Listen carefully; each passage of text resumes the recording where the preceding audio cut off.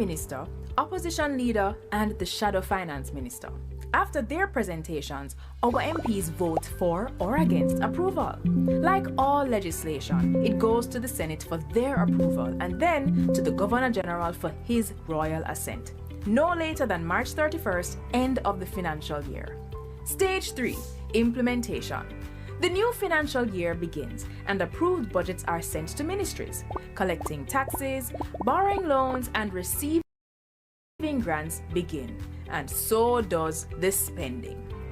Stage 4, Budget Oversight. Now, this is where citizens don't need permission to get involved. Throughout the year, operations and spending are assessed by internal auditors and the Auditor General's department that makes sure public entities are compliant with laws and that their financial reports are accurate.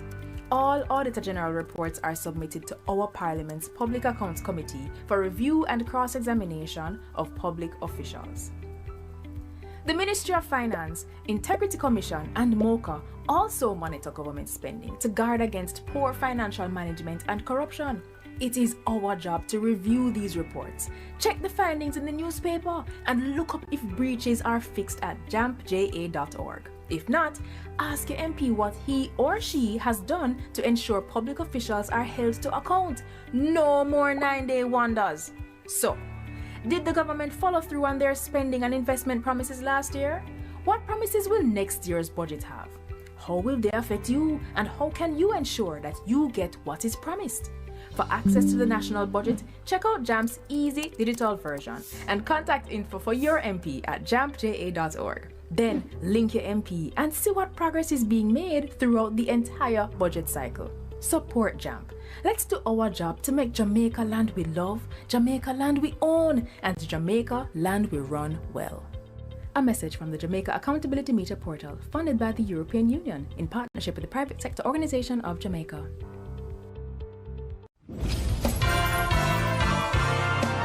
Breathe in the breath of life.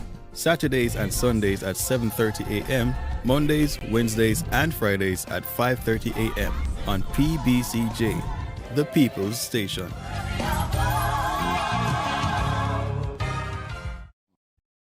The following is brought to you by the Office of the Prime. Welcome to my bank. Let's talk about savings. With Revolut, your annual interest is paid daily, which you can also withdraw whenever you like. Monday's interest, Tuesday's interest, Wednesday's interest. No, it will kill you. Revolut. What does it feel like when spring finally brings you back outside? Based on weather data. Wait, I'm not asking about facts. I'm asking about that moment when early runs through quiet nature finally feel right. When you sail out of the quiet harbour. When spring colours fill the streets and everything feels alive again. When spring brings back the urge to explore. AI can't create the feeling of spring. Croatia can. Take and bring back everything. Bask in the awesome Word of God and the life-changing experience of fellowship. Bask in the revival time, 8 a.m. on Sundays, right here on the People's Station.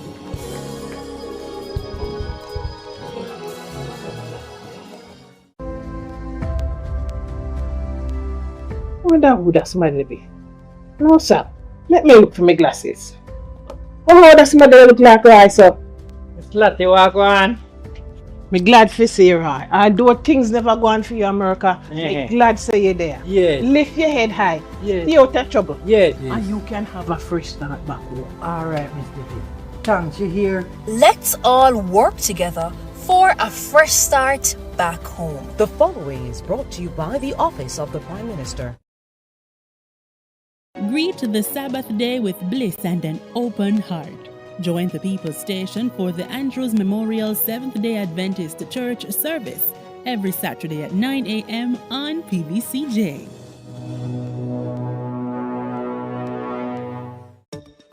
Each year, the Jamaican Parliament approves billions in tax dollars to buy goods and services for Jamaicans. Awarding contracts to private companies to provide public goods and services is called public procurement, and it is a major hotspot for corruption. Can Can citizens spot the red flags in public procurement and help the government protect our taxes? Yes, they can. And here are 6 to watch for. Direct contracting. When contracts are frequently awarded to one supplier without other companies competing to offer a better price and quality, we usually end up paying more and getting less. Contract splintering. Big projects need big money and higher level approvals. But if the contract is cut up into smaller ones, it won't need external approval from offices like the Public Procurement Commission or Cabinet. This makes it easier for contracts to avoid additional scrutiny. Timing of advertisements. Contracts advertised during distracting periods like the holidays can result in less competition and a really strong advantage for the favored company. Like Christmas time, work slows down and companies are less attentive to business opportunities. Emergency contracting. Claiming emergencies allows officials to legally bypass normal procurement rules, making it easier to award contracts to favored companies. Contract timing. Contracts awarded just before or after election can be payback for campaign support and not based on what Jamaicans really need. Collusion. And what if penalties are not enforced when work is poorly done? This could be a contractor and public official working together for private benefit. And if it is, this is collusion. These flags do not prove corruption, but they trigger questions that citizens must ask. So mind your business, Jamaica. Visit the JAMP Procurement Tracker to monitor government contracts. If you spot these flags, use our ATI tool to ask questions and demand accountability. We want a piece for Jamaica. Yo, what are you? Oh, man, none of that. Yo, no, brother, no, man. You don't see you ever play rest? Dirty game, no play. It's a bad game. No, I said, place when you come from, brother, I want to live good, man. I want to live good, Bridging. No shake on, I can play a little bad, Bridging. Really have to shake on? Yeah, man, and no badness, Bridging. Just live good, man. That's it. Come together, and make the violence done. Today, we can report 2 consecutive years of reduction in major crimes and murders, with a significant reduction of almost 20% in murders for 2024. Between January 2022 and January 2025, we have reduced murders by 51%. And January 2025 had the lowest monthly murder count since September 2014. Our efforts have also resulted in the reduction of active gangs by 50%. We continue to increase firearm seizures, and in more communities, we are experiencing less violence. We will realize our vision of Jamaica as the place of choice to live, work, do business, raise families, and retire in peace and prosperity. The proceeding was brought to you by the Office of the Prime Minister. Join your big sister Raquel as she reintroduces the cast of Vibrations and their educational adventures to the screen. See Ronson and the gang experience the world firsthand through interviews and interactions. Vibrations, where kids are taught about the world from someone they can relate to. Join us every Friday at 3:30 p.m. to hang out with your big sister Raquel and the kids of Vibrations. Right here on PBCJ, the People's Station. Peace begins with us. Every act of kindness, every step towards understanding brings us closer to a brighter tomorrow. Welcome to my bank, Revolut. With its layers upon layers of protection, like quick selfie checks for big withdrawals, should anyone attempt to impersonate me. Not even close. Revolut.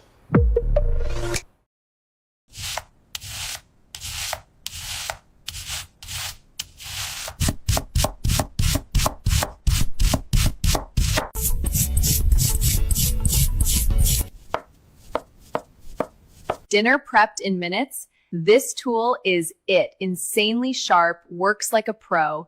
Get yours before the 24H flash sale ends. Whoever invented this deserves a raise. I don't know why it took until 2026 for people to realize how useful this handheld peeler really is. Grip it, swipe once, and the peel comes right off fast and clean. I barely have to try. Still looks clean.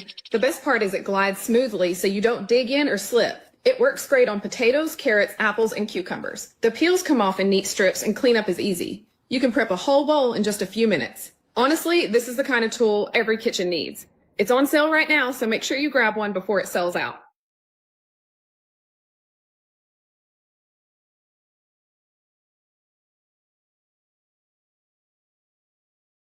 This is how your brothers and sisters are praying, on concrete floors with no windows in an unfinished masjid. They are making dua to Allah that their masjid can be complete.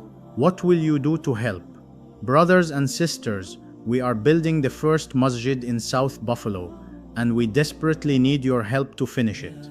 We are already over 60% complete. Alhamdulillah, the Prophet, peace be upon him, said Allah will help his servant as long as he helps his brother. Will you help them and earn Allah's help? Or will you hear your brothers in need and still skip this ad? Please donate whatever you can and let's finish this masjid together for the sake of Allah. Click the link and donate now. May Allah reward you.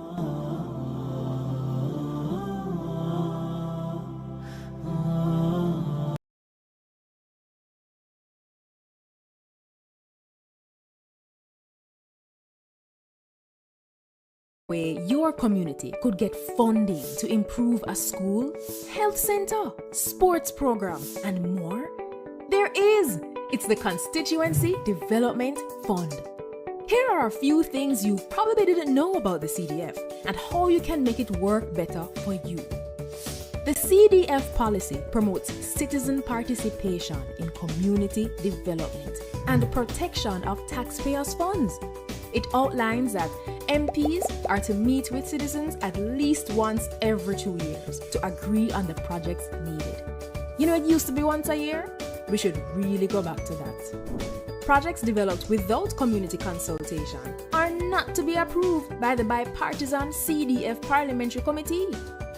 There are 26 government agencies that implement projects, usually for a small fee.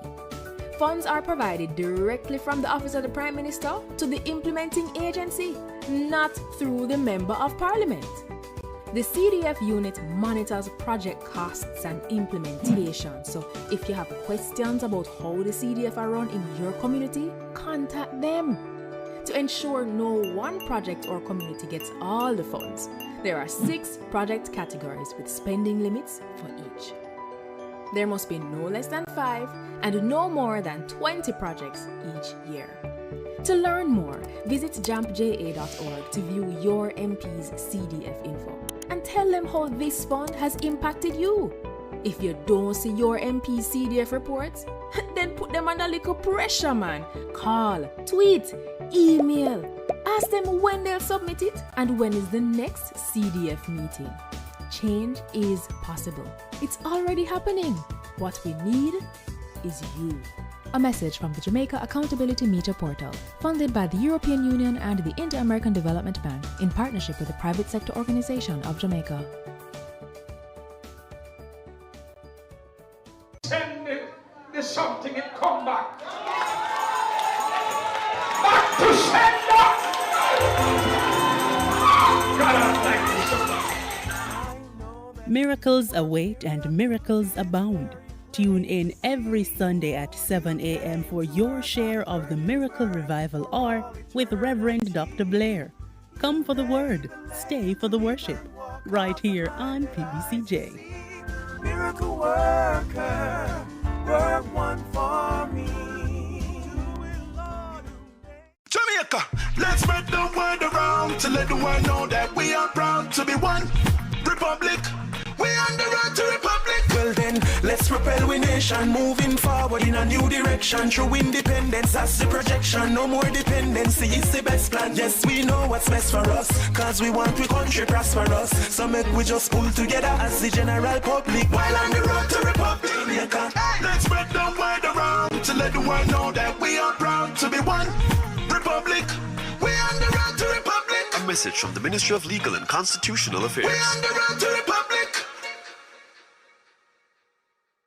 Jamaica's first broadcast museum is completely online. The PBCJ Audio Visual Library AVL website houses a curated collection of exhibits, ranging from our island nation's greatest tragedies to our proudest triumphs. Explore rare video footage, the evolution of archival equipment, and deep dives into the lives and times of key figures and institutions in Jamaica's storied history. Welcome to my bank. Let's talk about savings. With Revolut, your annual interest is paid daily, which to direct and guide us in all our consultations.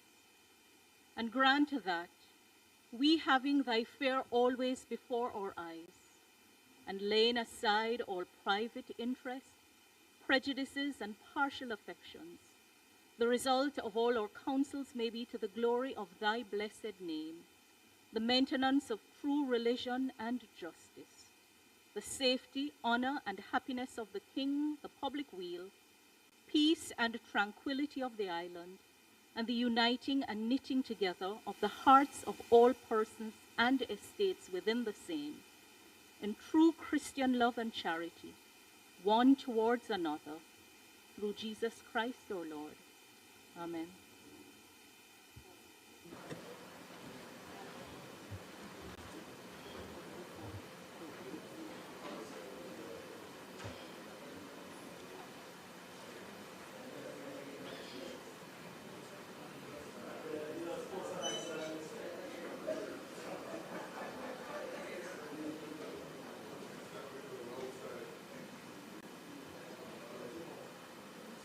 You may be seated.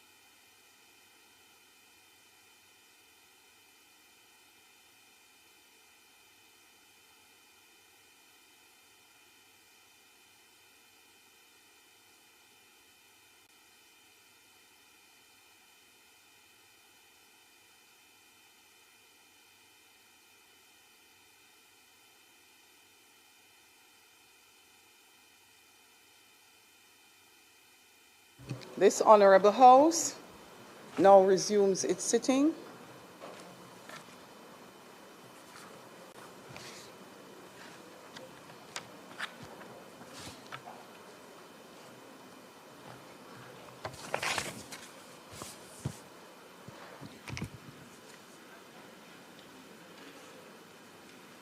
I wish to sincerely welcome all members to the sitting of the Honorable House of Representatives for today, Tuesday, May 5th, 2026.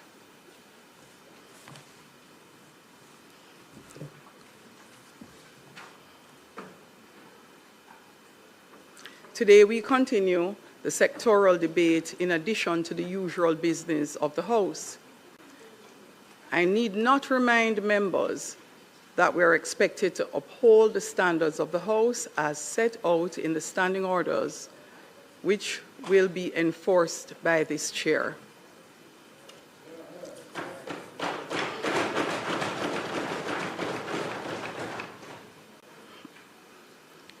I take this opportunity to extend welcome to all members of the Honorable House, the members of the media, or visitors in the gallery, and to the many Jamaicans joining us online and through the various broadcasting platforms.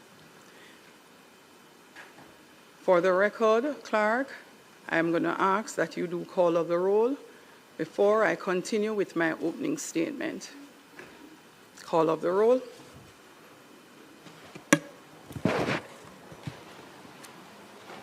Mr. Clark. Here. Mr. Green. Present. Dr. Holness. Dr. Chang, Mrs. Williams, Mr. Bartlett, Ms. Grange, Dr. Tufton, Mr. Mackenzie, Mr. Montague, Mr. Vaz, Mr. Chuck, Mr. Charles Jr., Mr. Morgan, Ambassador Marks, Mr. Samuda, Dr. Wheatley, Mrs. Cuthbert Flynn, Mr. Terry Long, Mr. Witter, Mrs. Dalrymple Filbert, Ms. Morrison,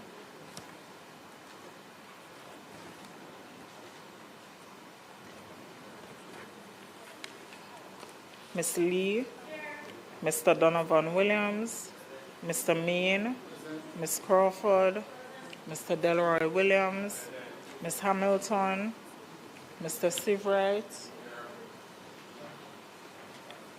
Mr. Azan, Mr. Welcome to my bank. Let's talk about savings. With Revolut, your annual interest is paid daily, which you can also withdraw whenever you like. Monday's interest, Tuesday's interest, Wednesday's interest. No, it will kill you. Revolut.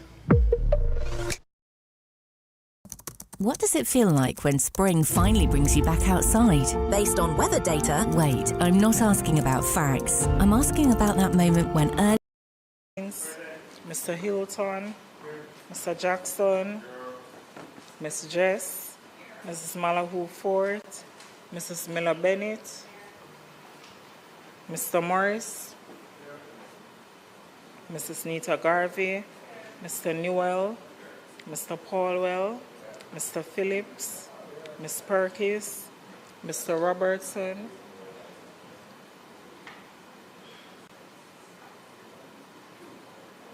Mr. Robinson, Dr. Russell, Ms. Shaw, Mr. Smith, Mr. Vaz, and Mr. Wilmington.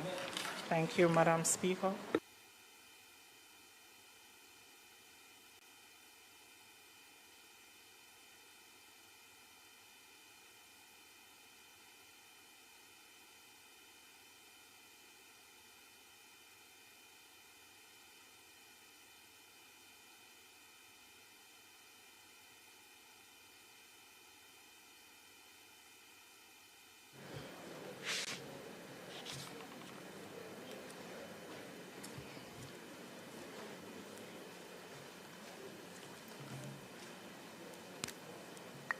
Members, before we proceed with the business of the House, I wish to address the events which occurred during last Tuesday's sitting.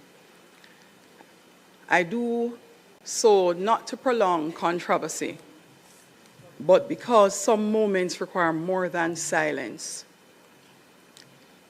They require reflection, they require correction, and they require us as members of this honorable House to remind ourselves, and indeed the country, of the standards by which Parliament must conduct itself. Last Tuesday, during the committee stage of the National Reconstruction and Resilience Authority Bill, the Honourable Member of St. Andrews South West removed the mace from its place in this chamber. The member was named under the standing orders, ordered to withdraw, and the House took a decision in relation to her suspension for the remainder of the sitting. Thereafter, the Leader of Opposition and other members of the opposition engaged in a standing protest and chants in open defiance of the authority of the Chair and the order of the House. The record will speak for itself, but I must speak to what the moment means, because what occurred was not simply a breach of order by one member. It was a wider challenge to the authority of the Chair and the orderly conduct of the House. The mace is not a decoration. It is not a prop. It is not an object to be used in protest. It is the symbol of the authority of this House. It represents the authority under which we meet, debate, disagree, vote, and make laws on behalf of the people of Jamaica. So when the maize is interfered with, the issue is not simply about an object being moved. The issue is whether the authority of the House itself is to be respected. That is why this moment cannot be reduced to political theatre. It is not about government or opposition. It is about whether this Parliament, which belongs to the Jamaican people, will be allowed to conduct the people's business with order, dignity, and respect. Members, values and attitudes matter. Only today, many of us participated in Read Across Jamaica Day. We went into schools, read to children, encouraged them to learn, to listen, to reason, to respect themselves and others, and to become responsible citizens. What then is the example we set for those same children when we look at the Parliament of their country? If a student believes that a teacher has been unfair, do we encourage that student to disregard the teacher, disrupt the class, seize what does not belong to them, and refuse to follow instructions? Or do we teach the student that there are proper avenues to raise concerns, challenge a decision, and seek redress? Of course, members of this House are not regarded as students, but the same principle applies here. A member may disagree with the chair. A member may disagree with a ruling or even believe that the process is unfair. But the answer cannot be disorder, defiance, or contempt. Use a big of a greyback girl, you know, student. Use a big of a greyback girl where you feel know yourself. Use a big of a greyback girl. Need to know yourself. And if the opposition can't get for talking at the Parliament, they have to do whatever necessary to get your attention. Because you're going like in the Parliament or down a town, in the market where you sell. You have a big of a greyback girl, and if you not follow the rules and order, you'll get dismissed. I just said go. Welcome to and my big up bank. everybody who check in here. With Yeah, its man, big up layers everybody and who layers check of in. protection. See me? Seek clarification, challenge procedures, move amendments, divide the House, and place their disagreement on the record. Those rules exist not to silence members, but to protect every member, including those in the minority. Order is not the enemy of democracy. Order is what makes democracy possible.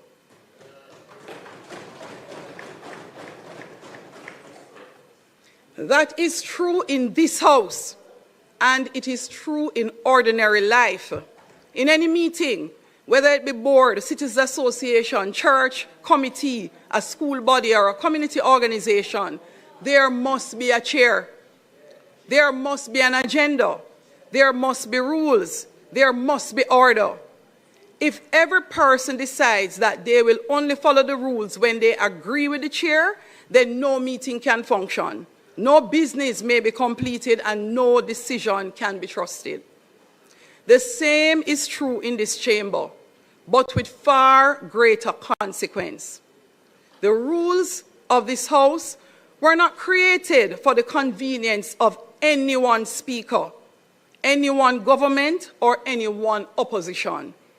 They are a part of a long parliamentary tradition shared across Commonwealth jurisdictions and reflected in the standing orders under which we all serve.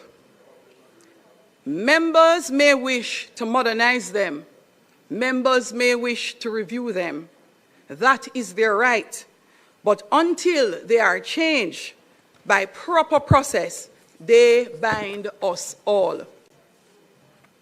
Many parliaments across the Commonwealth, including republics, continue to use the maize or similar types of symbols to mark the authority of the legislature. The point is not whether Jamaica is a monarchy or a republic. The point is that every parliament must have a symbol, rules, and practices that mark the seriousness of the work being done. To ridicule those symbols while benefiting from the authority they represent is neither principled or helpful. I am particularly mindful of the sentiment expressed by some that an indigenous object which reflects and gives expression to our Jamaican identity is desirable. That process, however, requires constitutional reform and consensus. But let me hasten to point out, the events of last week were not merely about symbolism. At the center of our focus should be whether we are prepared to conduct ourselves with discipline and regard for rules. We, as a parliament, cannot promote indiscipline, misconduct, and then require discipline of Jamaicans from all walks of life, including our children. However, some have sought to turn the issue into one concerning the maize and other colonial past. Regarding that narrative, I will state briefly. Public records will reflect that during the life of the last parliament... Go tell your bumbuckler thiefing boy, so they can declaring asset. Go tell your thiefing boy, the big nose thiefing boy, we sit down the society, you tell him to go declaring asset. Go tell your thiefing boy, so go declaring asset. That you need to go do. The thiefing big nose boy, tell him to go declaring asset. Because we want to know and come by the things that we have. Here? The executive arm of the state had moved to adjust the constitutional requirements and arrangements, but required consistency and consensus with the opposition. That wasn't achieved. Hence, the process has not advanced. I am of the view that the majority of members of both sides of the House conduct themselves appropriately and with discipline. The majority. However, I note attempts by a few to subject the office of the Speaker of the House to ridicule and to be generally undisciplined. I note attempts by few to subject the office of Speaker in the past, and more so in the present, to constant indiscipline. In the spirit of proceeding with the business of the House, I have many times in the past ignored personal disrespect from a few members of the opposition, including derogatory, subtle references, slurs, and disrespectful posturing. However, let me clearly indicate today that my resolve to ensure discipline prevails in the House of Representatives is unshaken and will never be deterred.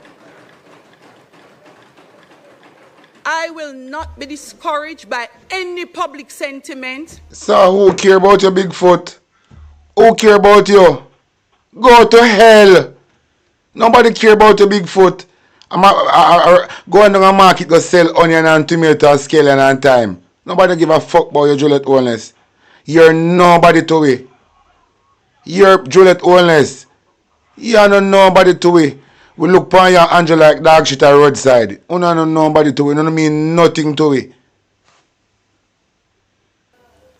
Any public commentary or personal attack from ensuring that a legacy of discipline prevails in the Parliament of Jamaica.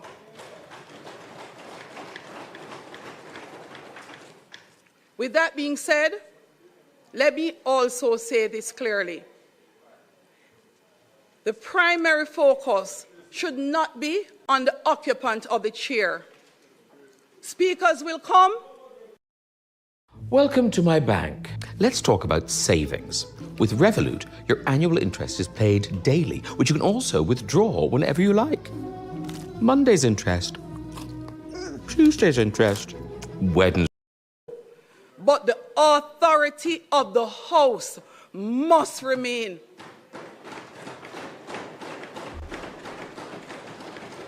We have a problem with your Bigfoot girl. You tell me say you compromise, you run for one party ticket. You tell me say you run for one party ticket so you have to compromise. Go name shit a bush like dog and go away. Who the fuck care about you? I'm gonna do some, I'm gonna fix your big dirty foot and your ginger toe them. Go fix your big dirty foot and your ginger toe them. And come out of the blood clot speaker chair and go sell long a town. Skeleton and time and tomato brazier panty. Move your blood clot and go away. When the chair gives a direction, it's not a personal request. It is a direction issued under the authority of the house. If the authority is disregarded, the institution is weakened. It is repeatedly tested and no consequence follows. And when that is done, disorder becomes normalized. This was not the first occasion on which the conduct of this nature has tested the authority of the chair by the same member. On or around March 5, 2026, the member rose from her seat and boisterously declared that you want me to behave like a virago, me I go behave like a virago. And Andrew the blood clot problem. Andrew violate the constitution. Andrew broke every rule in Jamaica. So the bumbo clot, your big nose, batty man, can't break so much rule and get away with the you like you want people up for rule when Andrew was the rule breaker. How what the fuck come to this Jezebel? Eh? What happened to this Jezebel? Eh? Andrew broke every rule in Jamaica. No one want people to abide by it. You don't stink like shit. Calm down. Quote, restraint was exercised in the hope that the manner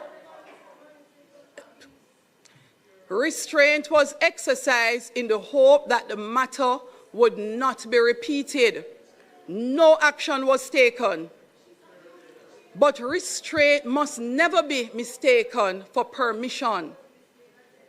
Patience must never be mistaken for weakness. And silence must never be mistaken for acceptance. The conduct displayed last Tuesday was absolutely unacceptable. Absolutely unacceptable by the member, the leader of the opposition who led the stand-up, and the opposition. It was unacceptable not because of who occupied the chair, but because of what the chair represents. It is unacceptable because it undermines the very order. We don't like you. The dignity when I'm shit a bush junker, we don't like you. And the respect we don't like you. You're man a thief and you compromise. We don't like you. You're man a thief. Members, and we don't like you. No. Robust opposition is not only permitted in the chamber, it is actually necessary. When I'm shit a bush like that, you must be vigorous. We don't like you, you're thieving, man. Must be serious. The minority must, yes, be heard. Take the gag claw we have dirty thieving man in a parliament so we can know who are thief. It becomes weaker because it abandons the very rules that protect the respect to dissent. Tell that to your big nose thieving bumbo clot drunker man. Tell that to the dirty big nose prime minister boy. And him make everything in Jamaica get fucked. And as long as you don't have that Ebati boy there, as no prime minister in Jamaica, everything will get fucked. As long, remember the governor general keeps swearing sermon for the pussy. So as long as you don't have that Ebati boy there as prime minister, you can't get nothing good in Jamaica. Believe. No member is above those rules. No grievance places a member above the authority of the House. No political disagreement justifies conduct that teaches the country, and especially our children, that bad behavior is acceptable. Don't call no children name in our mouth. Because for me, I watch news in Jamaica how much baby I miss. You never do nothing to find one baby. Either look like you don't know which part of the baby them go, so you're not interested to find them. No baby never get missing in Jamaica when I look for. Only no business about it, because it just seem like on no for these baby. I mention nothing about baby now in the mouth. Because when they take out Daniela out of school, no lack of Jamaica High. When they take Daniela out of the school, no lack of Jamaica High. And talk about cyber attack, you get hacked. Move on a pussy hole. Person believes their cause is right. That is not the standard. I am asking members to respect. Go tell Darrell Vaz. Respect. Go tell Everett Warmington and Darrell Vaz. And tell Anjo. Members who disagree with rulings or with process must use the proper parliamentary Nikisha Belcher, we call her. Okay, Ahmed. Okay, Ahmed. To the people of Jamaica, okay, Ahmed. You are entitled to expect better from this house. Yeah, man. You are entitled. We can't get better with Andrew unless we are criminal. These people look like they're on drugs, you know. You think we can't get no better out of Parliament when we have one thief as the Prime Minister? A man within a court for thieving taxpayer money. Juliet, move your bum buckle out and go. You think nobody a fool? You have a fool and don't eat that. No better can come out of the Parliament when the Parliament are run by one thief. Andrew in a court right now for taxpayer money. Andrew Wallace can't certify. How much you hear now Andrew Wallace? How are these people come like they're sick? Oh, no sick. Juliet owners. It look like you have a Bigfoot syndrome. It look like you suffer from Bigfoot syndrome. And Andrew suffer from big nose syndrome because you're not sick. There's no way the Prime Minister boy can declare an asset in a court for thieving taxpayer money and charity money. I want to talk about you know have one good parliament. When they went on the government, the head of the government side, and an investigation for thieving taxpayer money. You know one bunch of cokehead. You know one bunch of cokehead. The young and the reckless parliament are run by Juliet and Andrew. And the thing about it, I don't know Juliet foot so big and she's so bold with that big foot there. The thing about it, she's not beautiful though, but she bold with the big foot. And Andrew bold with the big nose. But the two of them young and reckless. Can I believe this Prime Minister boy are in the country and can't declare an asset? Governor Bernard Lodge lit down good citizen house. Just because he hold the office of the Prime Minister. And the house where he live in and can't declare when come by. What you see the audacity? Who have to face with this a pussy here? You see the audacity? The Prime Minister boy can't declare for him big house for the hill, you know. But gone over Bernard Lodge lit down hard working people house.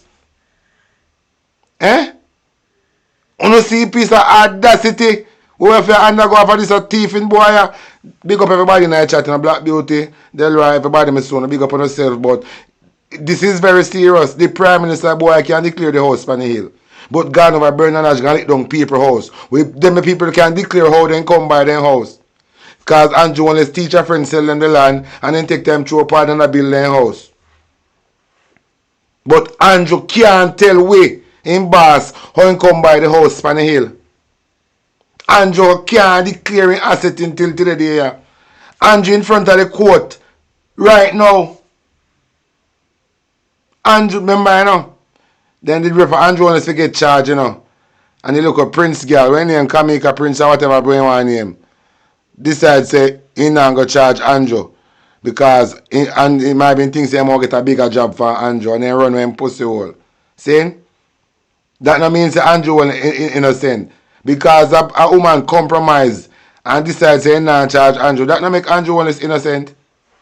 Andrew is still a criminal. A parade himself from Jamaica. Want to preside over this thing named Nara. A criminal when I court for thieving taxpayer money. Him want to preside over Nara without no checks and balance. Oh no, say this is a madness. Oh, we continue. Come on, I'm to Juliet and Andrew, you know. Something is wrong with these two crackhead. Without spectacle. The Parliament belongs to you. Its dignity is your dignity. Its authority exists to serve you. And when the authority is treated casually, the injury is not to the Speaker alone, The injury is to the institution and to the people in whose name we sit. Each of us must therefore decide what example are we setting and what do we leave.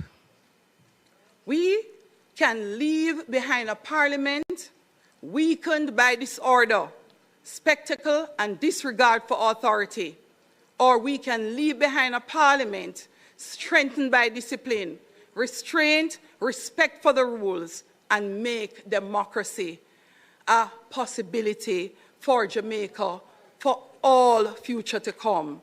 I choose the latter. I invite every member of this House to do the very same. House Leader.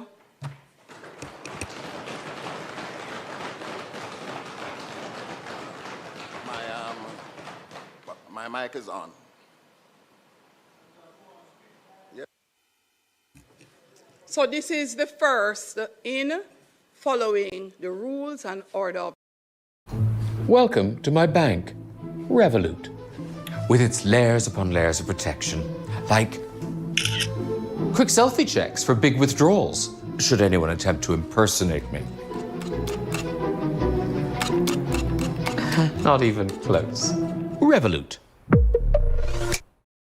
Are you worried about your daughter's future? Do you want her to succeed academically without compromising her faith? Welcome to Higher Online Girls' School, a girls-only. We will continue the sectorial debates today.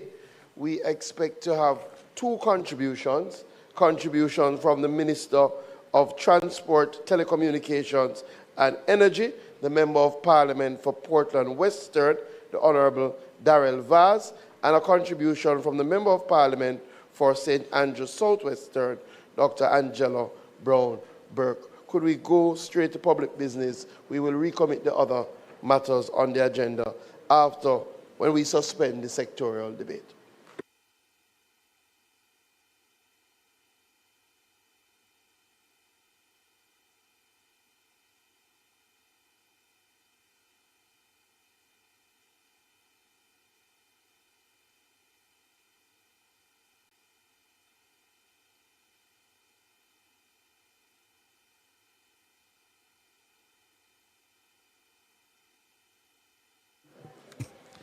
The question is that we suspend the item on the standing order and go directly to public business.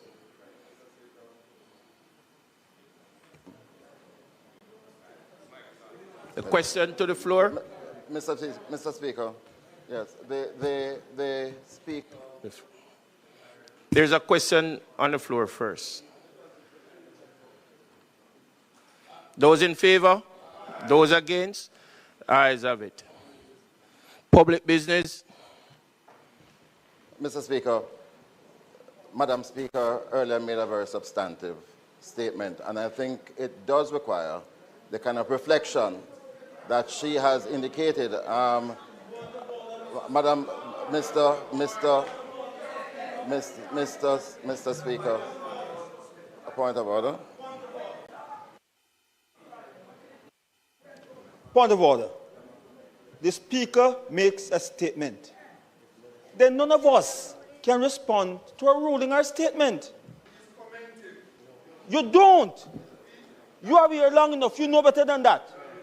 Not because you're getting whole and crippled. You know better than that. You. No. Mr. Speaker, the Speaker made a ruling, so spoke. None of us can respond to what the Speaker says. You find some other agenda item to say. Fitz, shut your mouth. You know you're talking nonsense. You know better than that. Mr. Speaker, as I said, she made a statement. The member knows better than that. You can't respond to the Speaker's statement. There's another. You can find an item to respond, but you can't respond to a Speaker's statement. You cannot.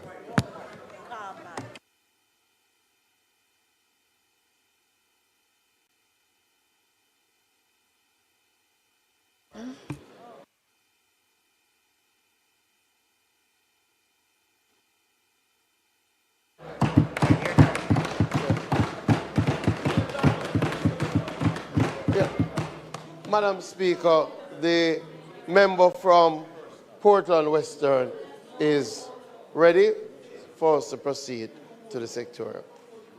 Yeah, but there, that's...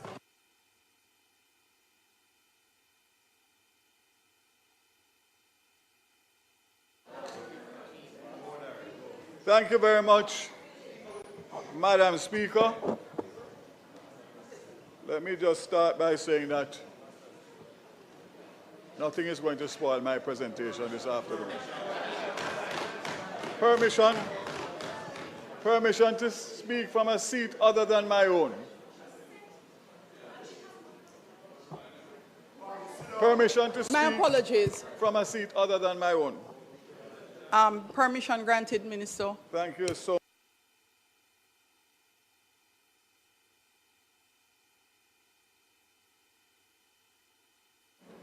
Thank you.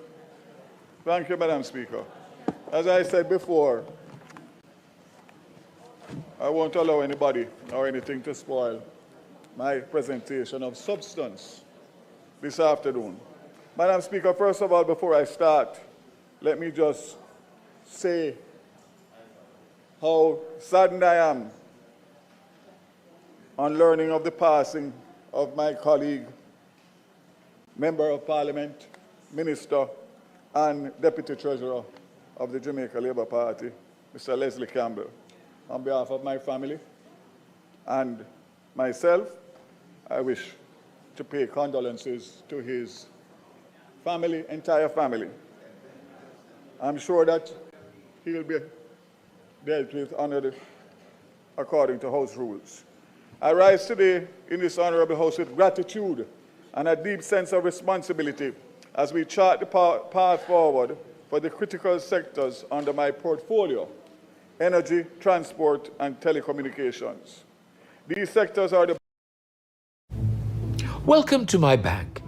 With Revolut, I can redeem airline miles from my in connectivity and improving efficiency in service to the people of Jamaica. Before I begin, I pause to acknowledge those whose support make this possible for me. I want to thank the Almighty for the strength to serve the people of Jamaica. To my dear and awesome wife, Anne-Marie, my children, 5 grandchildren and climbing, family and friends, your unwavering support fuels my commitment to public service. I thank you for your patience, your sacrifices, and your constant encouragement. To the leadership and dedicated staff of the Ministry of Energy, Transport, and Telecommunications, your expertise, professionalism, and hard work form the foundation of the ministry's progress. I extend a special welcome to the new Permanent Secretary, Mrs. Kadisha Campbell-Rochester, and thank her along with the senior managers, technical teams, and administrative staff for your continued service to the nation. I also acknowledge former Permanent Secretary, Mrs. Carol Palmer, who I worked with from 2020, and thank her for her steadfast leadership prior to her retirement in December 2025. Madam Speaker, I remain deeply appreciative of our board members and advisors whose insight and guidance continue to shape the policies and achievements of the ministry that I will outline today. To my CPOs, I thank you always for your steadfast support, which allows me to effectively balance my ministerial duties and my role as Member of Parliament. I'm grateful not only to you, but to your families for the sacrifices that you make. To the staff across all agencies, departments under this ministry, you are the driving force behind implementation and success of all that we have accomplished in the last financial year.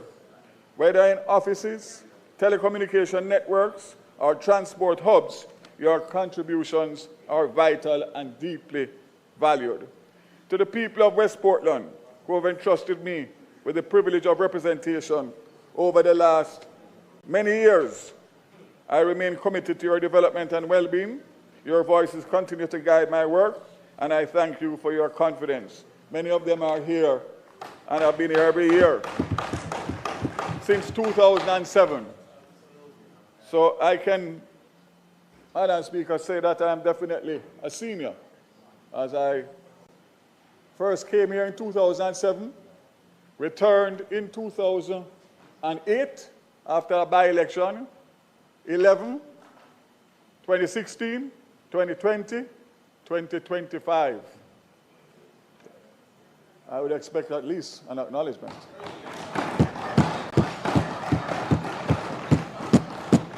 When I look across, just right in front of me, not too far, in this very, I see people who have gone all around Jamaica and have jumped from seat to seat and gone from east to west.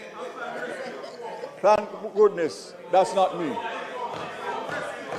As I proceed today with today's sectoral presentation, let us remain focused on the task ahead, advancing policies and initiatives that will strengthen our economy, improve our service delivery, and transform lives, particularly in these turbulent and uncertain times.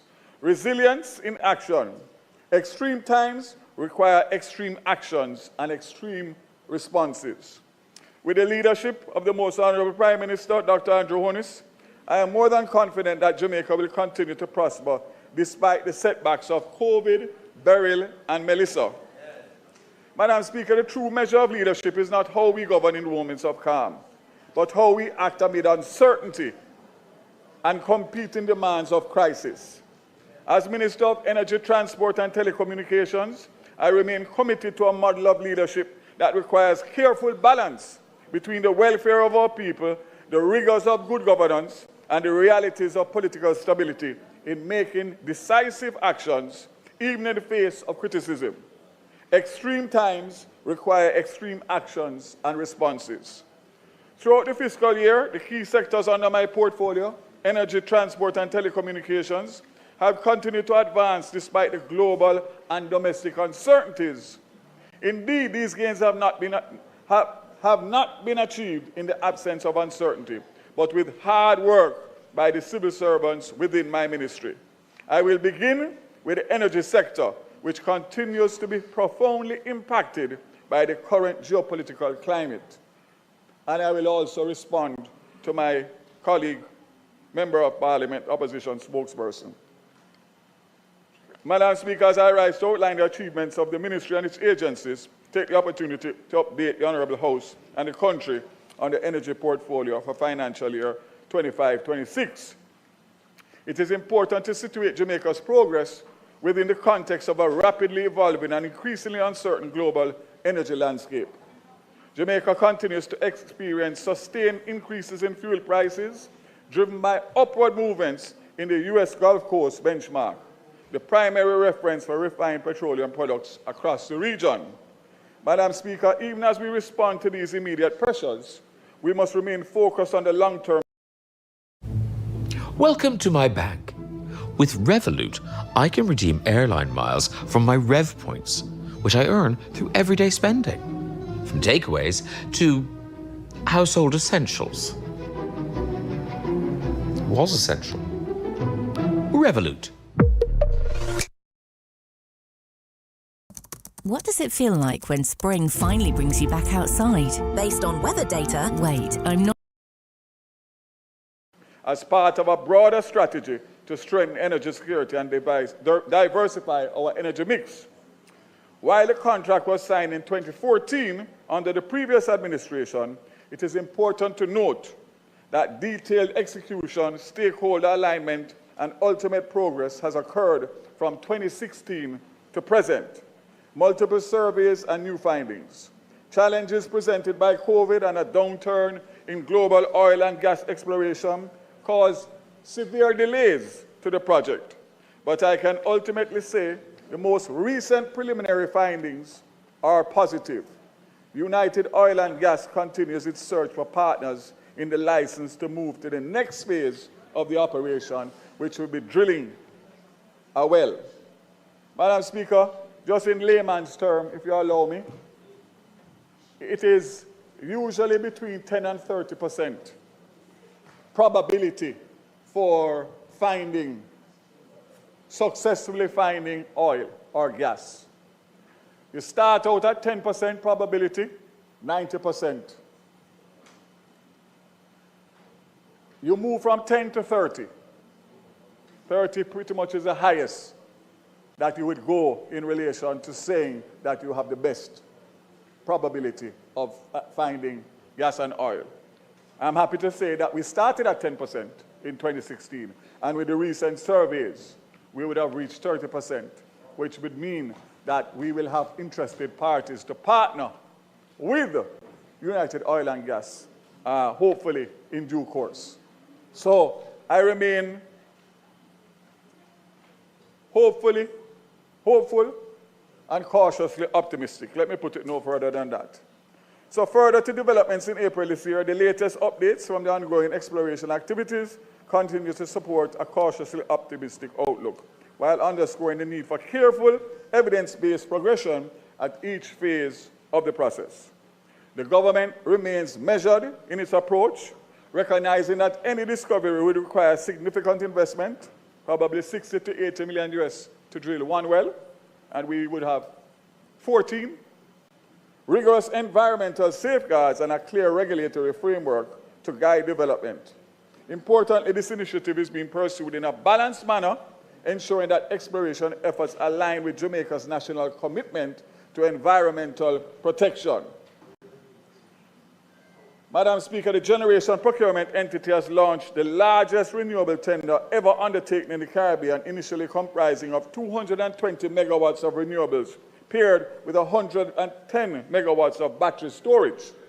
Madam Speaker, building on a strong market interest and the Government of Jamaica's commitment to accelerating the energy transition, this has now increased this number to 300 megawatts of renewable energy and 150 megawatts of battery storage, with the tender scheduled for August 2026.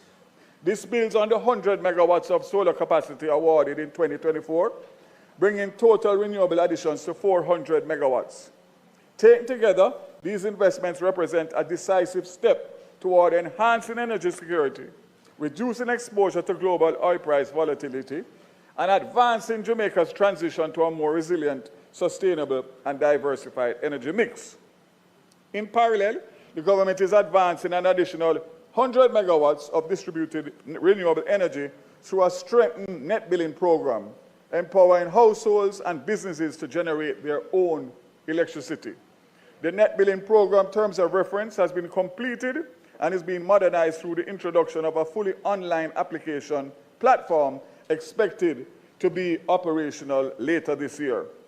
This platform will support the acceleration of net billing. Additionally, discussions have started with the Jamaica Public Service to increase the net billing threshold and to incorporate battery storage into the program. The ministry is also reviewing license fees and system capacity limits of 10 kilowatts for residential and 100 megawatts for commercial systems with mandated battery storage, including the integration of battery storage to better support modern energy needs such as electric vehicle charging. Jamaica currently generates about 15% of its electricity from renewable sources. Ongoing and planned projects are expected to add roughly 35 percentage points, helping the country reach its 50% renewable energy targets by 2030, not only in Jamaica, but also the Caribbean.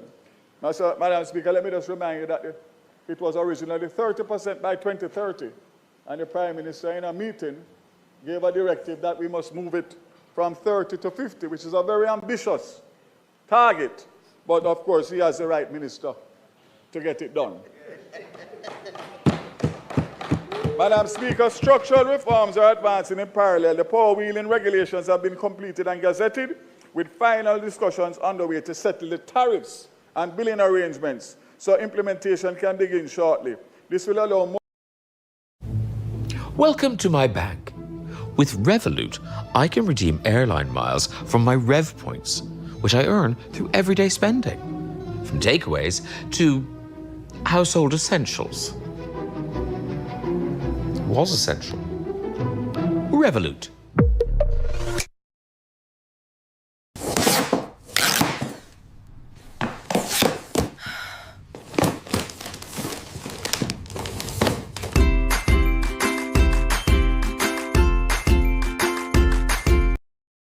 It addresses key national priorities, including expanding access to the remaining 5% of Jamaicans without electricity, improving system efficiency, maintaining affordability, and strengthening resilience to natural disasters.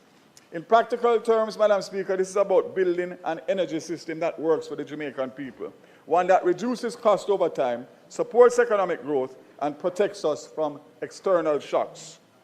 Madam Speaker, on restoration, the response to Hurricane Melissa stands as a strong example of national resilience.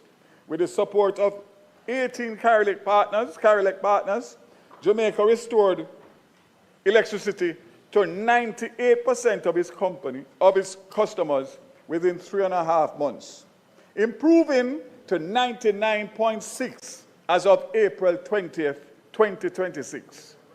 Full restoration is on track for April, except in cases where customers cannot yet safely receive power. Madam Speaker, this program did not happen by chance. The $150 million loan approved in December was critical in accelerating recovery and avoiding a scenario where restoration could have stretched into late 2026 or even early 2027. Madam Speaker, there has been a lot of flip-flops surrounding the speed and accountability. I went back to the Hansard to remind this Honourable House of what the leader of the opposition said in November 2025 in regards to the JPS loan. Here is what he said from Hansard. I would like your assurance, Minister, that the $200 million will be coughed up by JPS, perhaps by its two large overseas shareholders, Maribyrnong and East West Power, Korean government, South Korean government, owned large utility, or JPS is going to draw down on whatever funding it can raise from its creditors. I don't know how they plan to fund it, but we need to know it's funded before we put in our $150 million in. Madam Speaker, he went on to state that it's a risk we are not prepared to take as a country. Thankfully, Madam Speaker, the results of September 3rd installed a government that knows how to dance in the rain. A government capable of assessing risk and responsibility. Those are his words, Madam Speaker. The other member of the opposition, including the member from St. Catherine Southeastern, in a statement filled with more flaws than ours, said we should measure opportunity cost of fast-tracking the restoration by providing a loan to the JPS. Minister, hold a moment, please. Leader of the opposition, quick question. Are you standing on a point of order? All right. Opposition leader, you know our practice in respect of point of order. I am going to allow you to go ahead. I'm going to recirculate what really is a point of order.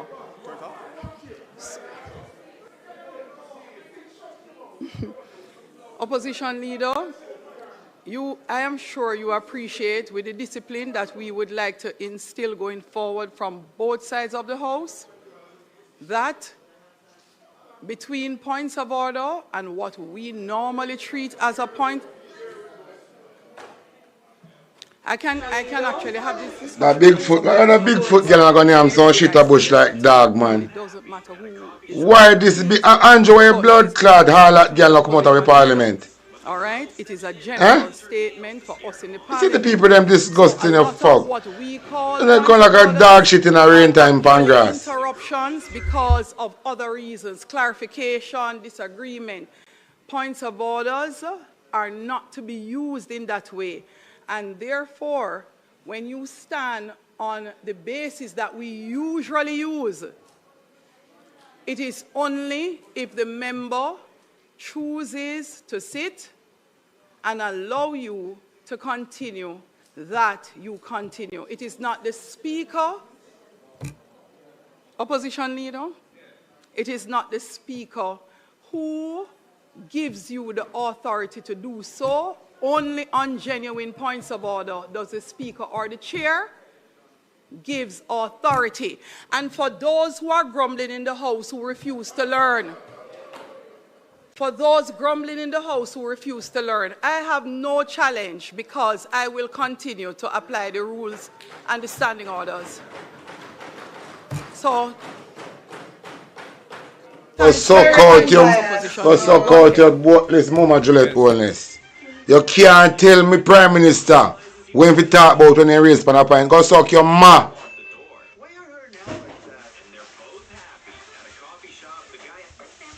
Thank you. Madam Speaker, I rise on a point of order. The Minister has selectively quoted an excerpt from Hansard which, to make a point, which is misleading the House. Those comments that I made were in the context of his own representation to the House, that the necessary financing to fix the problems. Welcome to my bank. Let's talk about savings. With Revolut, your annual interest is paid daily, which you can also withdraw whenever you like. Monday's interest, Tuesday's interest, Wednesday's interest. No, it will kill you. Revolut.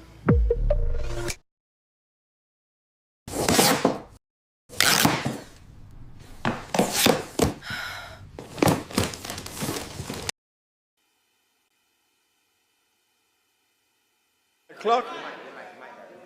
Your mic was not on, Minister. Hold on a moment, Minister.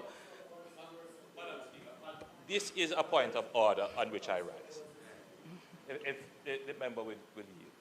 Madam Speaker, the Leader of the Opposition rose on a point of order. What is your ruling, Madam Speaker? Well, you know already, Prime Minister, this is not a point of order. What order of the House of debate was breached? No. If the Leader of the Opposition continues the House is not to a point of order. The point of order to disrupt debates, Madam Speaker, that is an abuse of the rules of the House. So, Madam Speaker, I ask you to rule on whether... Andrew go suck out your ma. Batman go suck out your mama. Andrew Wallace go suck out your mother. And go declare asset pussy. You come like you want to use the mace and lick down your blood clot this week. I want to do this a batty boy. Andrew gonna nyam out your mama, batty boy. Or not, the point raised by the Leader of the Opposition breached any rules of debate in the House. No, it does not, Prime Minister. So members who are grumbling prior, the reason Andrew go suck your ma. Nobody narrate a batty boy. Exactly that. Go declare asset pussy. Please read Standing Order 34. Go read your mama. Minister, suck out on the ma. I apologize for... Yeah, Andrew go nyam out on the mama. Brawling. I'm asking you to sit because we... Minister... You want to mash up the Parliament, go suck out on a mama. Get your time.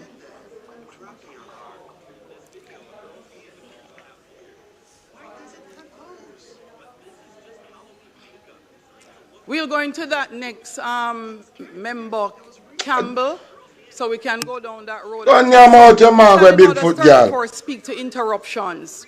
Interruption subject to the provision of Standing Orders 26, 38, and 39, which speaks to privilege motion, closure of debate, and previous questions.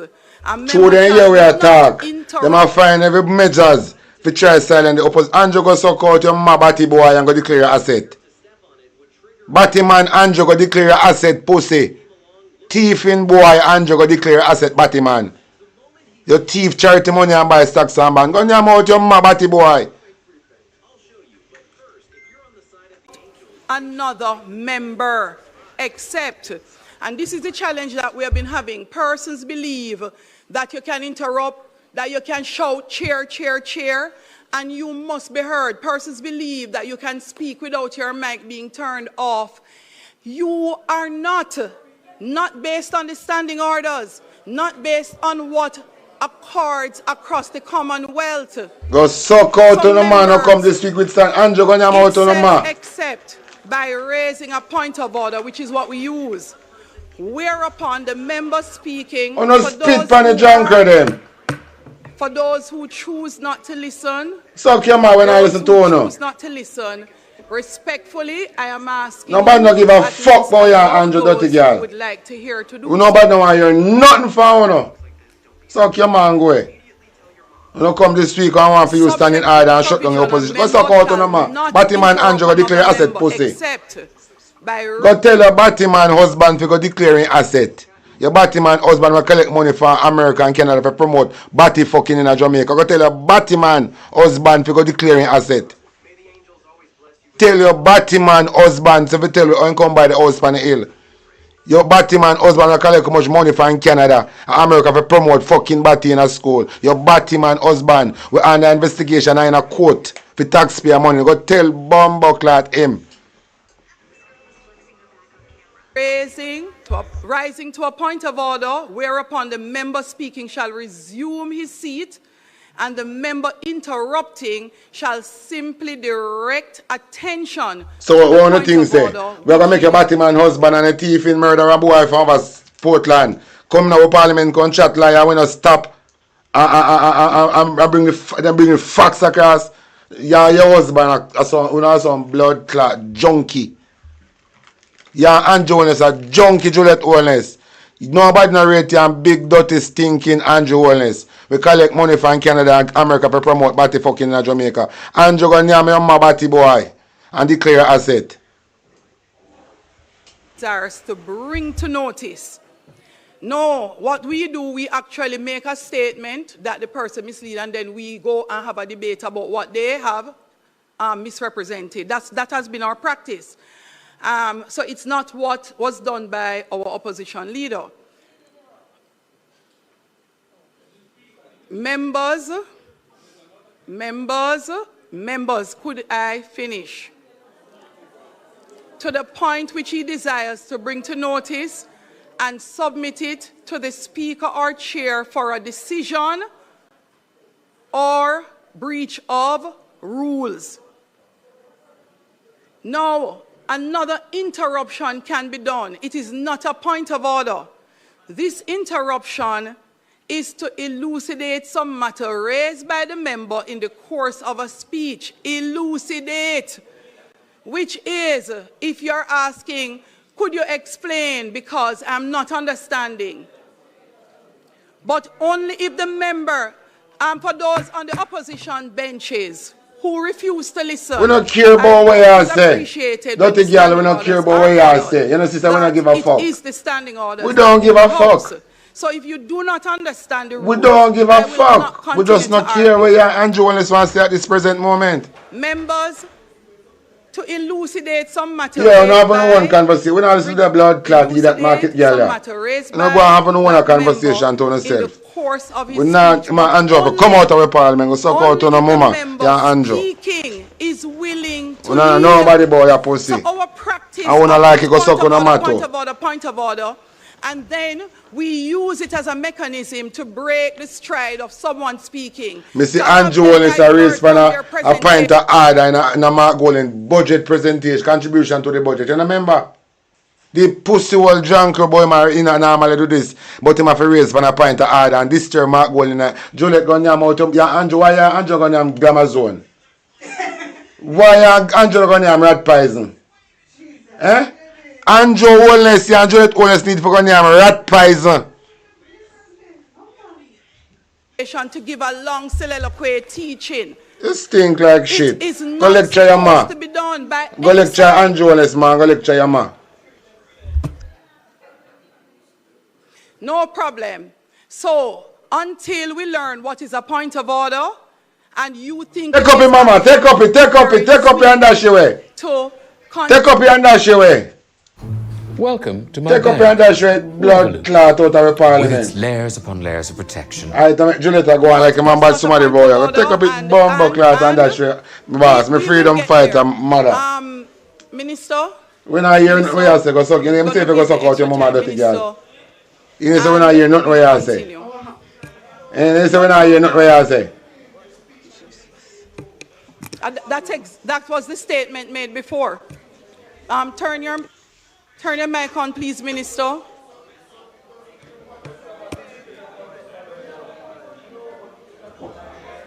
Madam Speaker. Oh no, interrupt this blood clot.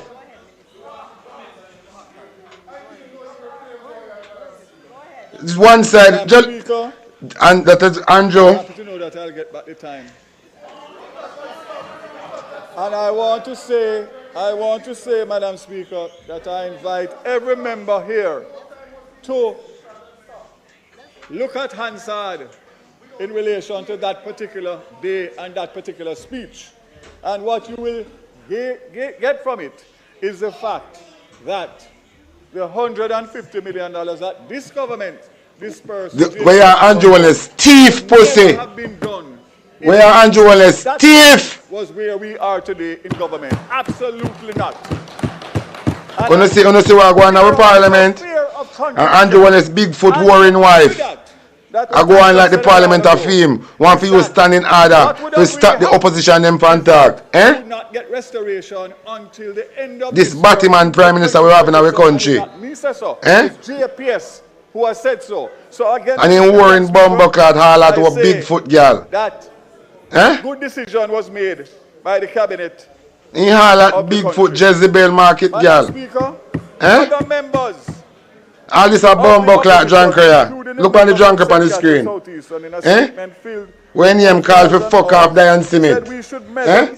This a batty boy up on the screen. Remember name call for fuck off Diane Smith and murder man throw him in a cold boat. And that the crime. That the name call upon. This a drunker. If you fuck off Diane Smith in a MP rod and throw him in a cold boat, strangle him and throw him in a cold boat. And that the name call upon the boy up on the screen. See boy up on the screen, a politician's son. Name call upon a gruesome crime like that. See batty boy there. I feel name call upon for rape Diane Smith and murder him when a fair time of the month. That dirty boy name call upon. Look on the screen. And them are people having our parliament. Name call upon rape and murder. And them are drunk the people we have to sit down and listen to. Eh? Them are drunk we have to sit down and listen to. Remember, Diane Smith did a CRP ride. And the man raped Diane Smith in her period and strangled her through in an old Colbert, an old Stony Hill Road. A dirty pussy name called pan. Rape and murder. And talk about them that use it because political this and political that. And daddy say in the end time he never have ready to enter on blood clot politics. Eh? Daddy say he never half ready for enter on politics because daddy live at the same place where Diane Smith live. Daddy Smith say him himself go look upon Diane Smith in the morning in the Colbert. And a rape and murder Darrell Vaz name called pan. Diane Smith did a CRP rod and the man raped Diane Smith and murder her. All know we don't know who. But Darrell Vaz name called pan it. And until today Diane Smith murder case is an unsolved cold case. Diane Smith case is an unsolved murder rape case. And that Darrell Vaz name called upon rape and murder. And them are people in our parliament when name called upon rape and murder. And him did want to get Isaac Buchanan talk. This a boy, batty boy. Want to get Isaac Buchanan talk. And I can talk about old convict and all this and that. Eh? Would I rather get charged for Isaac get charged for than have rape and murder and hang over my head. We need to know raping and no murder business. Eh? Look how front cheap at Jamaica. And politician man son a call upon rape and murder. Then now parliament now go on like him as somebody. Eh? In our parliament now go on like somebody, this guy in name called upon rape and murder. And you see all people out of him own a party use it against him. As until Cliff use. And a big nasty harlot market girl. One for you standing order because you know want the opposition talk. So them something where them planning now. All the big thief in Batman Prime Minister boy. Get up and like him a direct the speaker of the house. What she fi do? So Julieta and Jones are the speaker of the house. Because Anjolis boy might get up and point the order and I give direction to the speaker. Whenever Wilmington come up and say the speaker already is final, and nobody know if he dictate and tell it, but Anjolis do it. One bunch of, look on the telegram video, I don't understand.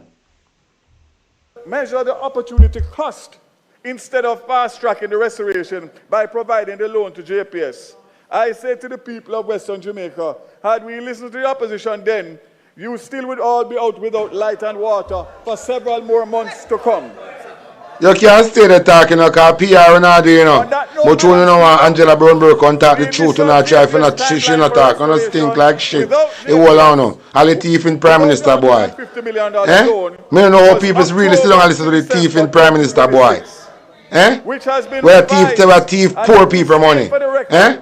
The Prime Minister boy a thief poor people money. That thief in pussy hole, drunkro. That without the loan, a thief poor people money. And our Parliament I give direction to speaker. Oh no stink like shit. How the fuck you think gonna be? In dirty bum buckler drunkro. Yeah, your big foot wearing girl. How you think gonna be boy? You no come go on like if this a bum buckler nobody. Andrew Wallace is a nobody for St. Elizabeth. Him mama capture one old house at 56 Cumberland Road. I shit in a chimney. I go throw in a outside toilet. Sometimes I bag in shit in her. Sometimes a scandal bag in pussy shit in her. And now turn one pestilent in our life, in our country. Him and him Bigfoot Market Warren girl.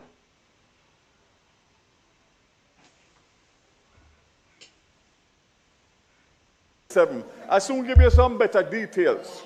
Madam Speaker, let me make it abundantly clear that this government... Minister, I'm very sorry to be breaking you again because I made the effort to use the time to explain how point of orders work. Let me again make a formal ruling. A formal ruling. My ruling is no point of order was raised by the leader of the opposition. No point of order was raised by the leader of the opposition. No rule of the House was broken. Now, because we keep having this discussion, and I would like to give the opposition as much latitude as is possible, since we continue to abuse and refuse to obey what is a point of order, I will ask the member to approach the bench so that I can understand what it is that he's being, yes, very much so, which the standing orders permit.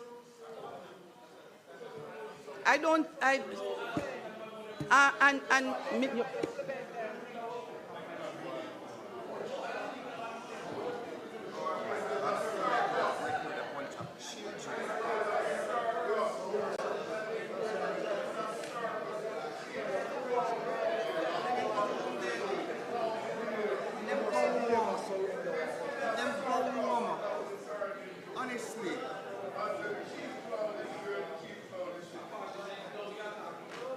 there are so many new persons in the House who could benefit from what the Speaker is saying about different things. And we don't want to listen, we don't want to hear. I don't know everything in the book, you know. I don't know everything in the book and how we've been practicing certain things. It's wrong. At least let me hear.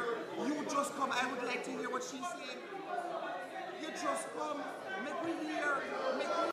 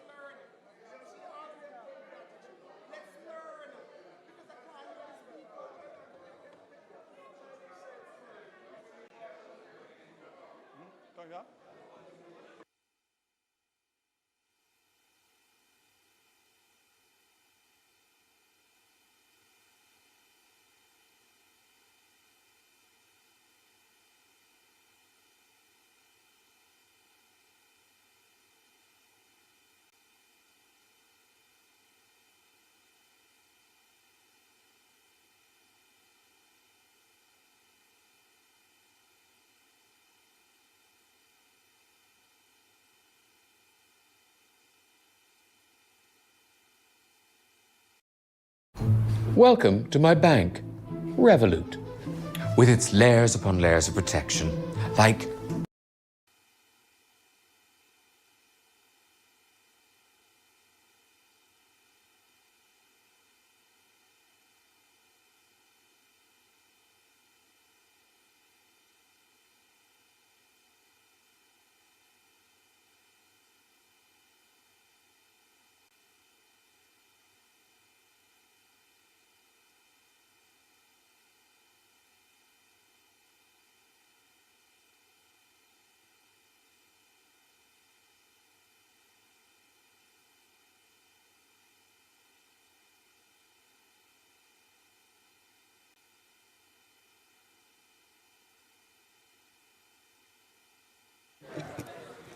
Member Smith, a moment of your time, please. Members, in the interest of time, I am going to ask the member. I'm going to ask the member from St. Andrew Northwest to take the chair while I spend some time in discussion with the opposition members. Thank you, members. Please accept my excuse.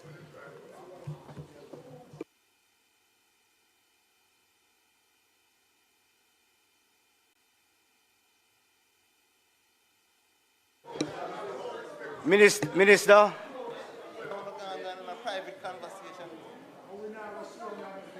Thank you. Thank you very much, Mr. Speaker. And let me borrow a phrase used by the Prime Minister in his budget presentation. Ain't nobody going to break my stride. None at all. None at all. I notice, Mr. Speaker, how calm I am. It's against my personality.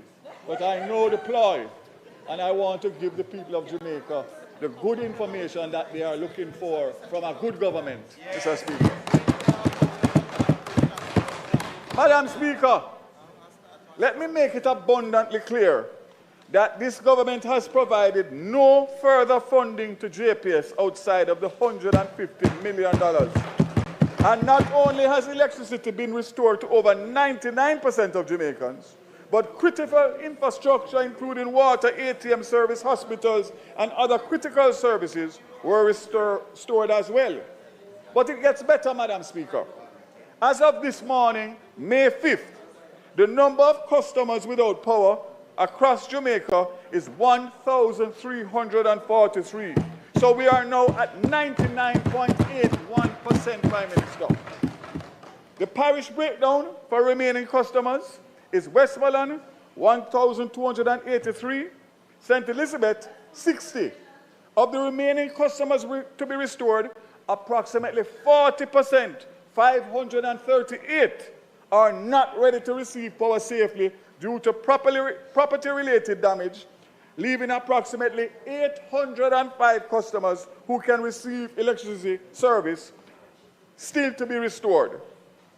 Remaining work has been severely impacted by difficult terrain, limited access to remote areas, adverse weather, and challenging ground conditions, which continue to slow the progress.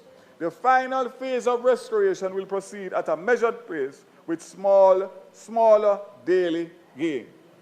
Madam Speaker, JPS restoration performance after a Category 5 Melissa has been nothing short of outstanding. When you benchmark with other utilities, the data shows clearly that JPS's performance is nearly twice as good as its peers in other developing countries, and almost on par with the best-in-class utilities in developed countries with far more resources. Let us step back a moment and compare our post-Melissa experience here in Jamaica with Puerto Rico after they got hit by Category 4, Hurricane Maria in 2017. Puerto Rico, as you know, is a little smaller than Jamaica, but has GDP 7 times of Jamaica and the support of the United States of America. Here in Jamaica, 2 months after we got a direct hit by a Category 5, 90% of JPS customers had electricity. In Puerto Rico, 2 months after it was hit by Hurricane Maria, 40% of their customers had electricity. It took Puerto Rico almost a full year to get electricity back to 99% of their customers after Hurricane Maria. JPS accomplished 99% in 4 months. As the 4-month mark, Puerto Rico was at 57%. Here in Jamaica, we can proudly celebrate that the fact in approximately 6 months after the most devastating hurricane in our record, 99.8% of customers have been restored. As I said, as of today, 1,343 out of almost 700,000 customers are still without power. However, those communities, about 800, are ready to receive supply at this point, and we won't stop until everyone is connected. Madam Speaker, Mr. Mr. Speaker, I want to pause to applaud the JPS President Hugh Grant and the entire JPS team for a best. Welcome to my bank. With Revolut, I can redeem airline miles from my near and far for decades to come. I thank them on behalf of the entire country, and especially those in the hardest hit parishes. Mr. Speaker, the collaboration between a proactive government and JPS has been nothing short of exceptional. And to those naysayers, I simply say, commitment made, argument done. Madam Speaker. You have to thank them, Mr. Darrell Voss, because the money share good, you know. I don't know how to share money for 3 way or 2 way, but the money want a thief and claims on the land JPS share good. You stink like shit. I hope you got a prison for that and submit. But no time more important than now to strategically position Petrojam with Jamaica's energy future. As the only operational petroleum refinery in the region, Petrojam is a critical national asset with significant strategic value, not only for Jamaica, but for the wider Caribbean. Its geographic location and refining capability provides a unique opportunity to strengthen energy security while expanding regional influence. For 26-27 financial year, Petrojam is projecting total sales of 12.21 million barrels, with 7.2 million barrels allocated to domestic market and 4.9 for export. This dual role ensures reliable local supply while generating valuable foreign exchange earnings. Very important, Mr. Speaker, for the country to listen to this. Between March 12th and April 8th, transport fuel prices rose by about $49.20 per litre. Only $18 of that was passed on to consumers due to government's pricing cap. The remaining cost was absorbed by Petrojam to cushion households and businesses. Madam Speaker, that is a buffer of about 8.6 million US, approximately 1.3 to 1.4 billion worth of protection that this government has provided for the average Jamaicans during this energy crisis. So Madam Speaker, when the opposition leader rises and tells Jamaican people that gas is cheaper than water, I would urge him to be reminded that 63% of that cost is not being passed on to the consumer. While the buffer is effective, the intervention is costly, with projections reaching as high as $11.8 billion by June 2026 if maintained. As a result, the government is looking carefully at introducing a revised tiers pricing system to better reflect global market challenges while managing price volatility and other areas of concern. Madam Speaker, Petrojam is not standing still. The company is investing 15 million US critical infrastructure upgrades, including electrical improvements, new storage capacity installations, and major furnace rehabilitation to strengthen reliability and long-term performance. Madam Speaker, looking ahead, the government is actively exploring to further optimize Petrojam's role through strategic partnerships, diversification, and potential public-private collaboration. This includes examining cleaner fuel options such as LNG, expanding renewable integration with operations, and aligning with broader climate and sustainability goals. In essence, Madam Speaker, Petrojam is just not a refinery. It's a strategic national asset that must be leveraged wisely to support energy security, economic resilience, and Jamaica's long-term development. Madam Speaker, over the last few years, the ministry has embarked on a program of electricity sector reforms. Recognizing its low capability, the ministry sought and engaged international expertise through the Inter-American Development Bank. In March 25, we engaged the services of Francis Maud Associates to assist with a rigorous analysis and review of the electricity sector, with specific reference to an all-island electricity license and the robust regulation of the sector. This was achieved through funding from the Energy Management and Efficiency Program. Phase 1 was assignment provided a very detailed report outlining a detailed timed plan of action. This report was analyzed and accepted by the ministry. Juliet Owna's style of opposition. Gone out a door, gonna have private conversation with one of the PNP member and make that reverse a continue within conversation. Eh? You see what Juliet one is though? That it says that the blood clot, nasty, harlot girl is a conflict of interest in our parliament. And we not have this pussy hole till he come out of the speaker chair. This blood clot worrying market girl have to come out of the speaker chair. Because Andrew, Juliet can't blood clot save you in a pussy. And we want back every dollar with your teeth and with your body boy.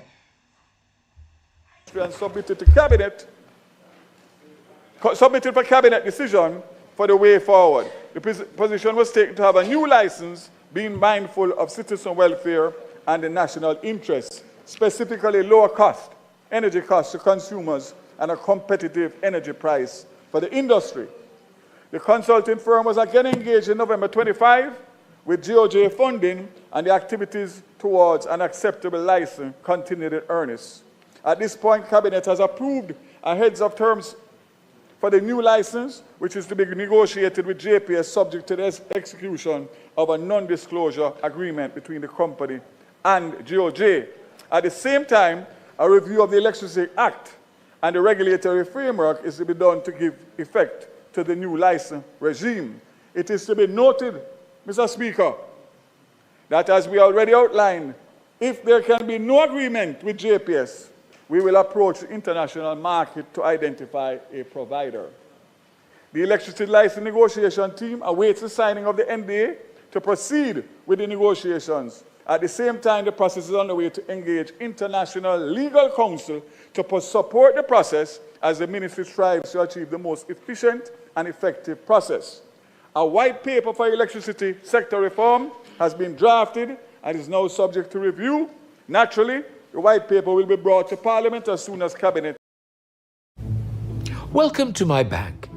With Revolut, I can redeem airline miles from my Rev points, which I earn through everyday spending, from takeaways to household essentials. Was essential. Revolut.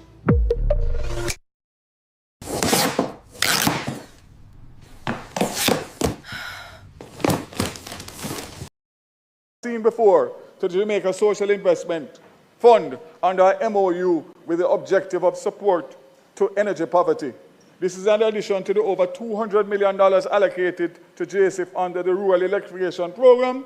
This is a part of efforts to address non-technical losses and which all members of Parliament are very aware of.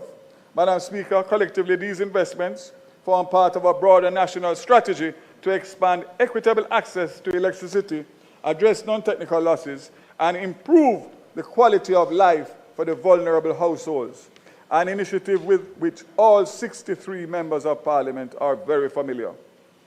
The National Energy Poverty Reduction and Community Electrification Program, a total portfolio investment of $2.356 billion has been mobilized to support electrification efforts across the island. Key outputs include the wiring of approximately 7,500 households and the establishment of 3,825 grid connections and the construction of some 30 kilometers of pole line infrastructure. Notably, during this financial year alone, over 3,200 houses were wired across both programs, including targeted interventions in disaster-affected communities following Hurricane Melissa.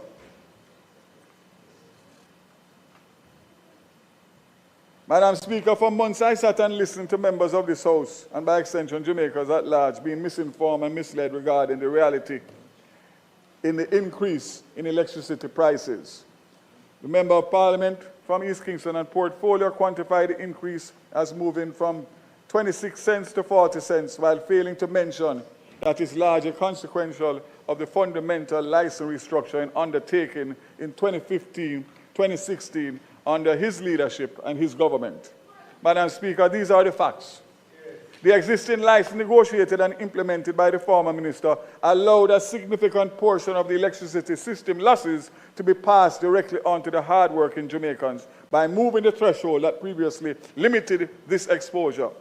Madam Speaker, this decision has increased ratepayers' burden collectively to over 30 billion Jamaican dollars per year, representing approximately 20% of total electricity costs. It also weakened the incentive and accountability of the JPS to effectively contain and reduce system losses. Madam Speaker, the same right of first refusal that he now calls to abolish was in fact introduced by him in 2015. This provision facilitated the non-competitive procurement of over 288 megawatts of thermal generation, along with the floating LNG storage facility. The member is of the view that he can make a mess, leave it behind, and then blame this administration for the suffering it causes the people. I say to the Jamaican people, we know the architect of the current license, but we will get it fixed as committed. In the new license, when combined with rising global fuel prices, these decisions are among the primary drivers of today's elevated electricity costs. Madam Speaker, the implications of the right of first refusal, a legacy of his leadership arrangements, will persist for at least another 15 years, even after the license. Madam Speaker, the comments from the member regarding LED replacement streetlight project are also grossly inaccurate. I must inform the member and the House that this project was completed in April 22. A total of 114,223 high-pressure sodium streetlights were replaced with smart LEDs. Approximately 6,000 are outstanding pending an audit and OUR approval. All new streetlights procured by JPS are smart LED type. Similar, Madam Speaker, the smart metering provisions of 2016 license must similarly be enforced. This project is 99.7% completed since April 25. 2,000 meters are outstanding due to access issues. A total of 698,000 meters have been replaced with smart meters. Madam Speaker, this sector has shown resilience in action. Madam Speaker, I move to the transport portfolio, which remains the largest portfolio within the ministry, spanning land, maritime, aviation services, and continues to play a central role to Jamaica's economic development and resilience in action. We are advancing the revision of the National Transport Policy and Action Plan to support a modern multimodal system that strengthens infrastructure, improves connectivity, enhances safety and security, and advances sustainability. With the support from the United Nations Development Programme, the updated framework is being finalized for submission to Cabinet as a green paper in this financial year. Road safety remains a national priority, and the National Road Safety Policy is updated to reflect current realities and align with the United Nations Decade of Action for Road Safety 2021 to 30. The updated framework will guide targeted interventions to reduce fatalities and injuries while strengthening coordination across Jamaica. Prior to my assumption of this portfolio, there was no allocation from traffic fines towards road safety. Welcome to my bank. Let's talk about savings. With Revolut, your annual interest is paid daily. To the ministry. To prevent further losses and safeguard the company's resources, the JUTC, in collaboration with the law enforcement, has implemented a targeted and multifaceted approach. Enhanced intelligence gathering and efforts have strengthened coordination with law enforcement. The JUTC continues to work closely with the JCF and Madam Speaker, Mr. Speaker, since the implementation of these measures, the fair revenue year to date was 1.42 million, or 12% above the 1.26 for the same period. Plans are underway to procure another 100 additional JUTC buses to expand and renew the fleet, improve reliability, and replace aging units. The government will continue to prioritize cleaner and renewable energy options where feasible in support of sustainable transport. Madam Speaker, Montego Bay Metro ridership exceeded 1 million passengers for the first time in its 29-year history. Prime Minister, I'm going to repeat that for you. Montego Bay Metro, and for Minister Bartlett and the other Western members of Parliament. Montego Bay Metro ridership exceeded 1 million passengers for the first time in its 29-year history, reaching 1,003,000 and expected to rise to above 1,073. Growth was driven by 4 new routes carrying over 250 passengers. expanded service across 11 routes, and increased daily bus deployment from 10 to 13. Madam Speaker, this again demonstrates the commitment of this administration to implement sustainable transportation solutions for all Jamaica. For those of you who represent St. James and the interiors of St. James, I have the Hill Routes buses coming. Similar to how we have them for West Rural St. Andrew and East Rural St. Andrew, we find that that is a big challenge for the commuters in Montego Bay proper, getting into the hills and valleys. So that is coming on stream. Madam Speaker, maritime and international air transport, Jamaica was re-elected to Category C of the Council of International Maritime Organizations. This is an important platform to represent Caribbean and small island states. This year, Jamaica will proudly mark 50 years of membership with the IMO, and this milestone speaks to decades of engagement, leadership, and commitment to the goal of the global maritime sector. Air service agreements, Madam Speaker, we continue to sign them and get them out, and we are looking to do Curaçao later on this year, further strengthening regional connectivity and opportunity. Airports Authority of Jamaica, Jamaica's aviation sector led by the Airports Authority of Jamaica has demonstrated resilience in the face of significant external shocks while maintaining strong regulatory oversight and operational continuity across its network, including the Ian Fleming Airport and the domestic airdromes, while overseeing major international gateways such as Sancho International Airport and Norman Manley.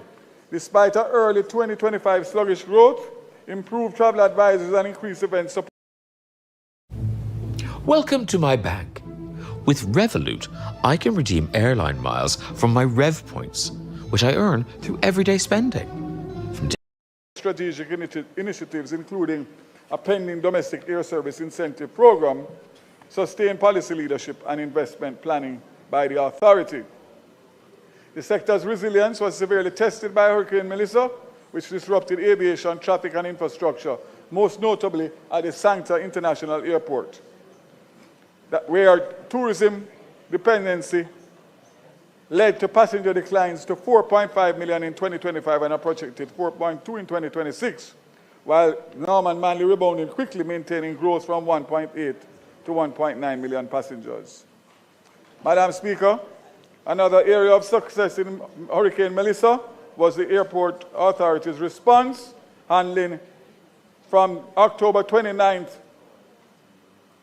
between October 29th and December 2nd, 2025, handling 3,046 flights across all airdromes, including 935 relief flights at the Sancta International Airport, reflecting a 26% increase.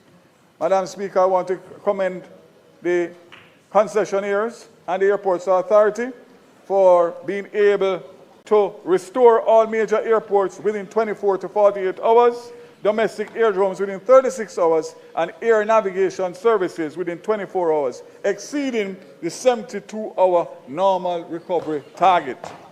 While maintaining zero aviation accidents, operations scaled down from a peak of 22 aircraft to 8.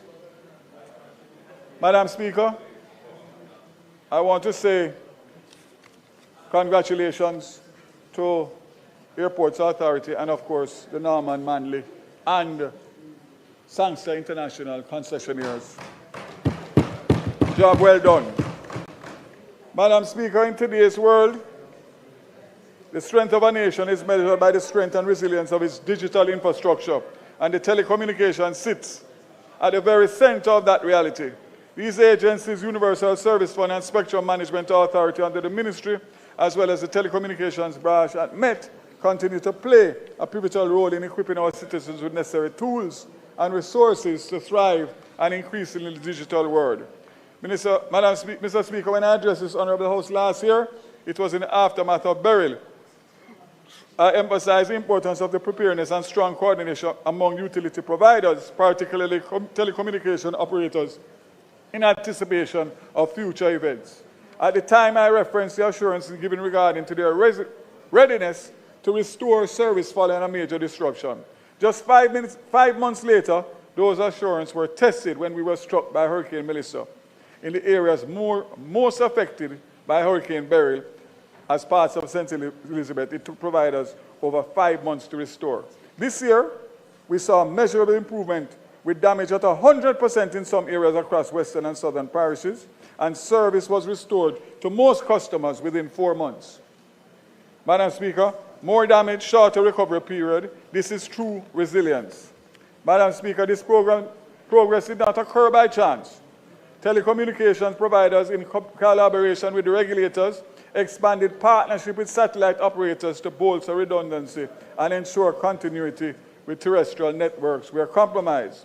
While services such as Starlink played a role, they were a part of a broader ecosystem that included providers like Hispasat and Eutelsat, working alongside the Office of Disaster Preparedness and Emergency Management and private operators. Looking ahead, Mr. Speaker, satellite technology will remain a critical component of our telecommunication landscape. And just to mention that prior to Hurricane Melissa, the government engaged the international telecommunications to support the development of a more agile legal regulatory framework for satellite licensing.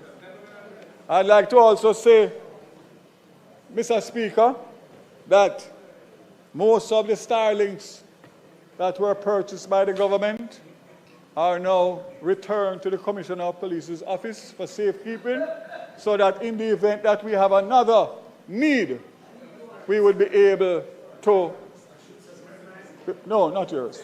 The member of parliament's own are for them to use. You have to subscribe. You have to subscribe. You can't work without you subscribe. You have to subscribe. You have to pay to subscribe. All right. You check with Flo or one of the network, and they will organize it for you. I'm glad you mentioned that, member, because it was never the intention of the government to give you and subscribe. We got a free subscription from Starlink, and when that ended, each person who was given a Starlink by the government of Jamaica has the responsibility to connect and keep the bill. So see me after this. I think the problem is the money to pay the subscription. Check with me after this. Madam Speaker, resilience demands diversity, particularly in how we expand and sustain broadband access. As the government continues to build out the national network, affordability must remain central. The high cost of international bandwidth affects households and businesses alike, limiting access to meaningful digital operators. While the government does not intend to be a market... Welcome to my bank. Let's talk about savings. With Revolut, your annual interest is paid daily, which you can also withdraw whenever you like. Monday's interest, Tuesday's interest, Wednesday's interest. No, it will kill you. Revolut.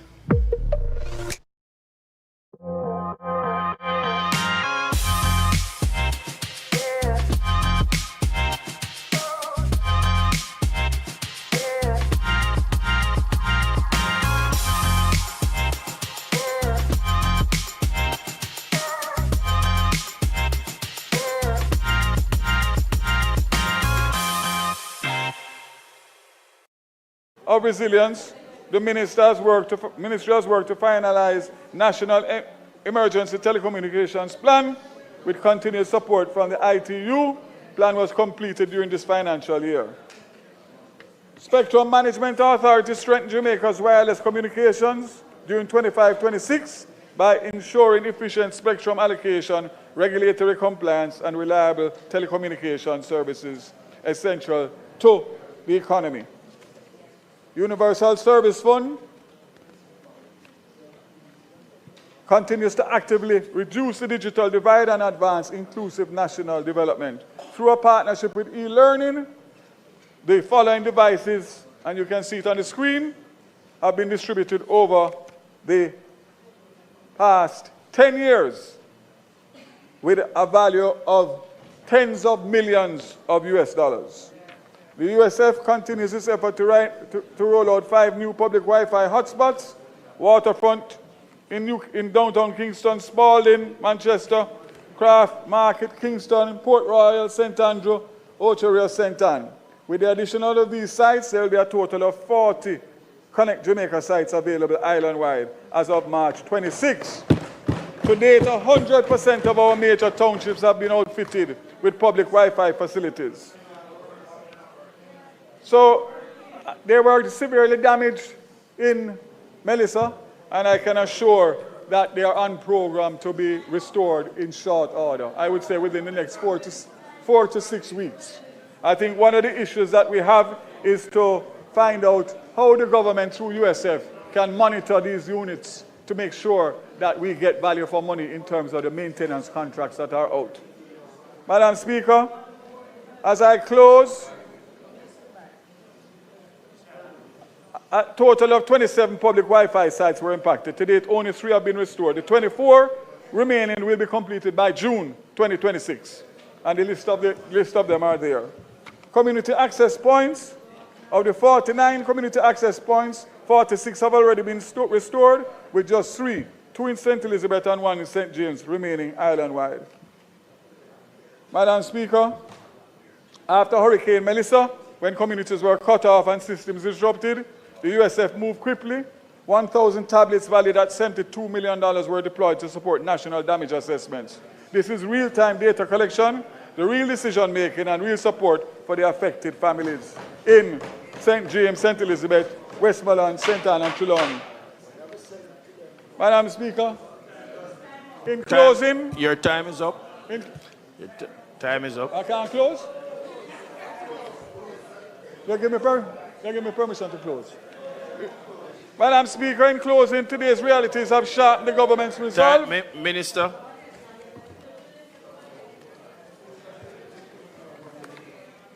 Madam Speaker, God bless Jamaica.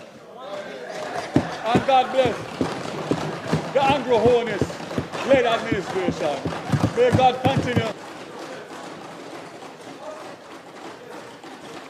Thank you very much, Minister.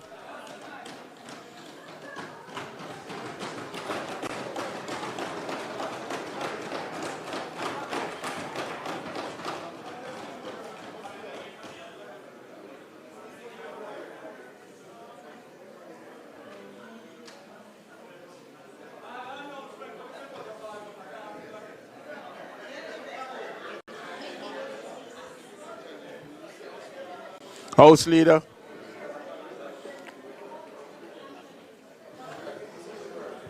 Mr.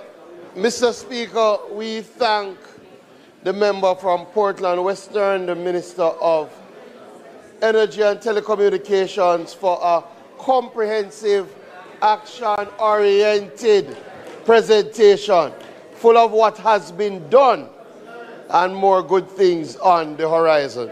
We will now turn to the member from St. Andrew South Western.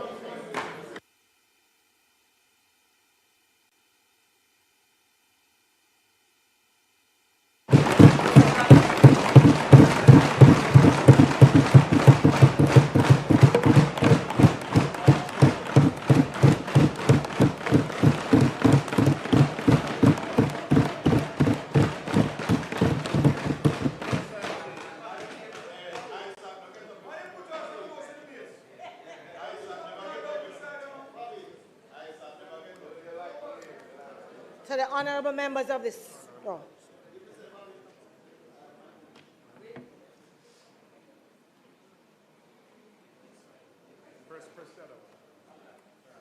Oh.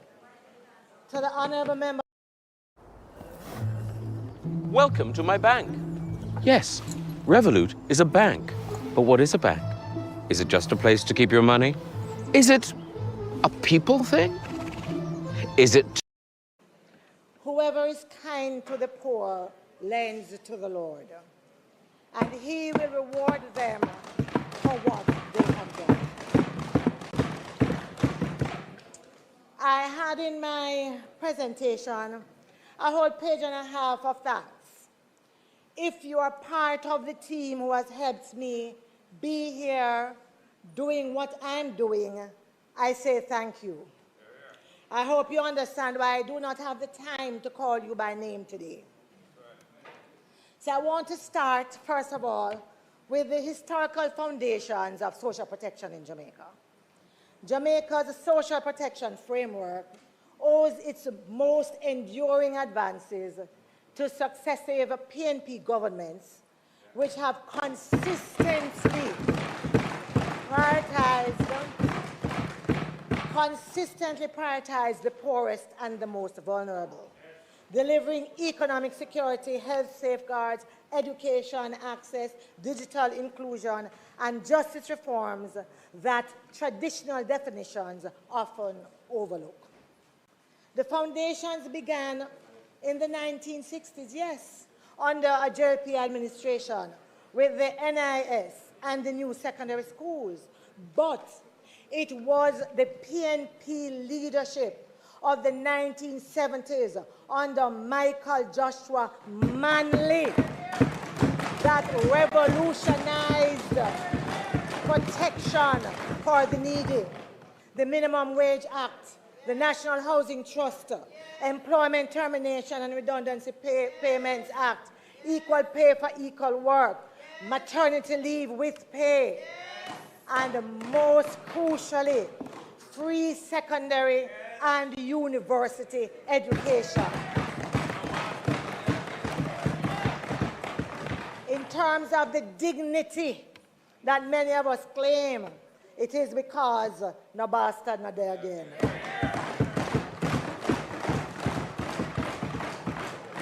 These policies shattered barriers of poverty for generations of Jamaicans, providing the catalyst for national progress that endures today.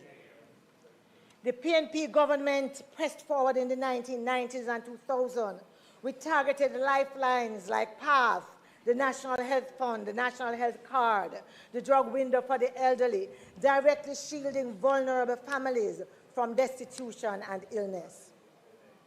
At the time of its introduction in 2014, PATH was seen as a landmark framework articulating a comprehensive commitment to addressing poverty, inequality, and vulnerability. And it stood as the first strategy of its kind in the Caribbean, positioning Jamaica as a regional leader in the design and articulation of social protection systems.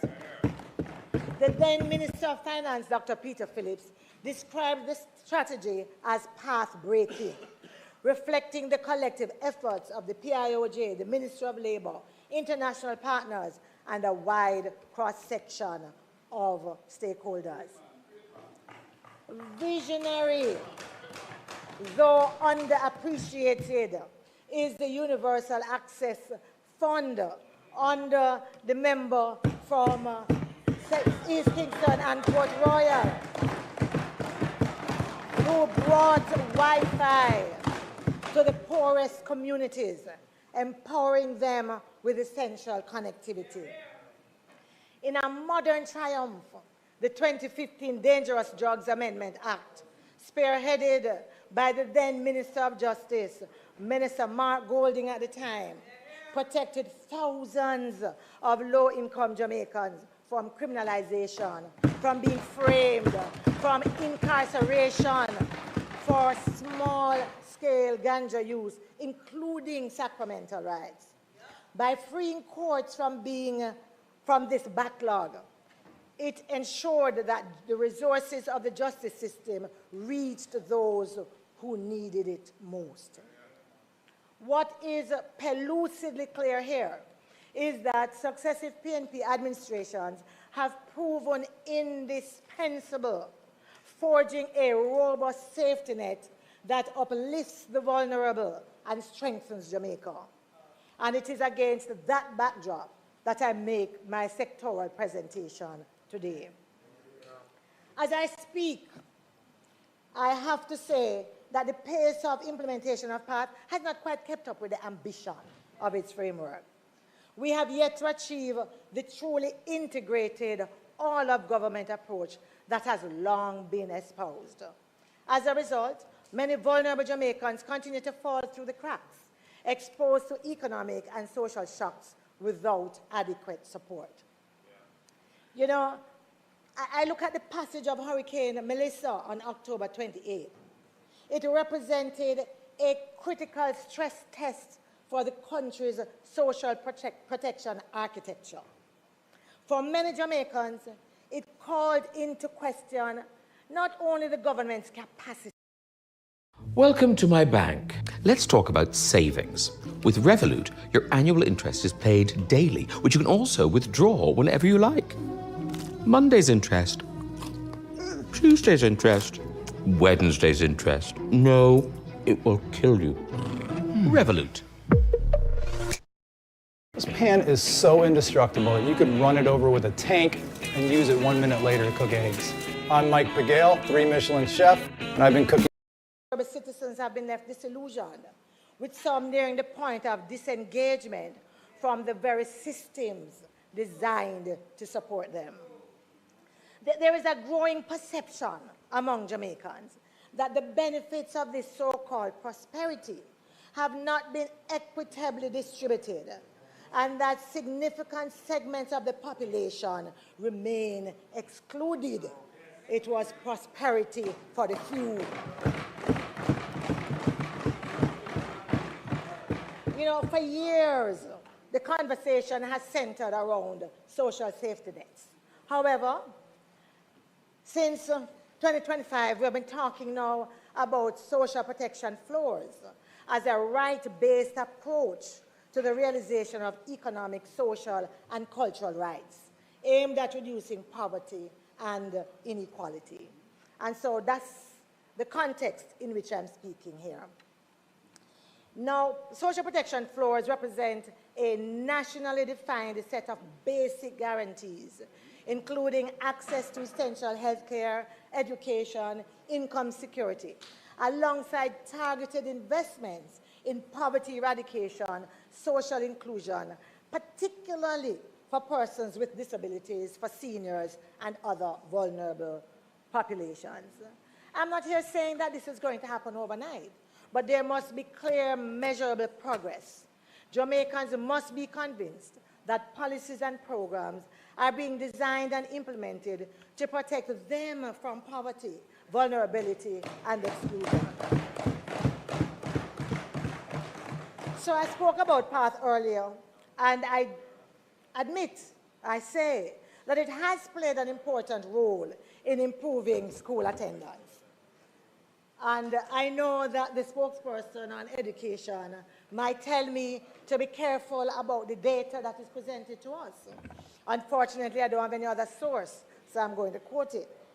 And so what the data says is that because there is that 85% conditionality, meaning that persons have to be in school for 85% of the time to remain on the program, it means that the attendance of children on PATH is way above the attendance of children who are not on PATH. But here is the problem. The problem is that attendance does not equate to learning outcomes. It doesn't. While secondary education is nominally free, the associated costs continue to present substantial barriers for many families. Many of you as MPs would hear the stories from children and parents about how they are shamed and their names are called, they are sent under trees, they are treated differently because they cannot pay. Different lines.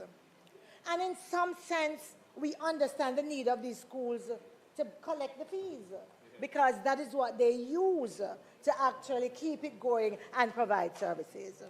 So what that means is that we have to find a way to ensure that these children and their families are not seen as being different, but that there is some protection to allow them to have that secondary education.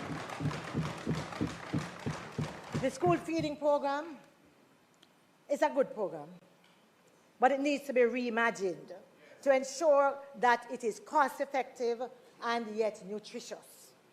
I am not sure if Nutribullah in 2026 is the most nutritious meal that we could get.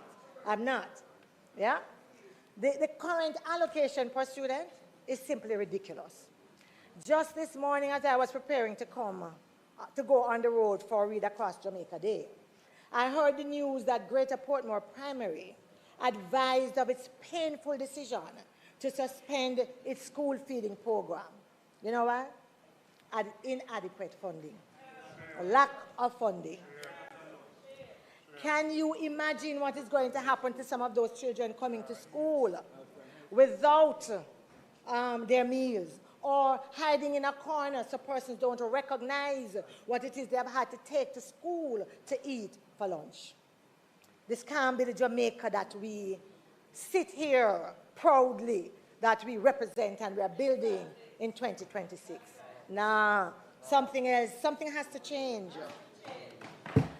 And so the opposition is calling for a decisive shift towards implementation, which includes integrating diagnostic assessments, remedial support into path conditionalities, strengthening inclusive education system, and providing targeted financial assistance to reduce the burden on vulnerable families. And I say it already, the meals, yeah? We have to look at it differently. We also have the experience of our faith-based organization helping with education. And so we... Welcome to my bank. With Revolut, I can redeem airline miles from my Rev points, which I earn through everyday spending, from takeaways to household essentials. Was essential. Revolut. I'm sat here because I've had lived experience through friends. But it can very quickly become out of control. At what point does it become what we would call, chems? I think there are a lot of people who engage in chem politics, but do not think they are engaged. Short of its intended purpose. And I'm not here to make the presentation that the spokesperson on health will, but I do know that in practice, many patients are still required to procure basic amenities and incur out-of-pocket expenses for routine services. Routine services. We know that the public health system continues to face persistent gaps in infrastructure, equipment, and staffing, all of which directly affect the quality and accessibility of patient care.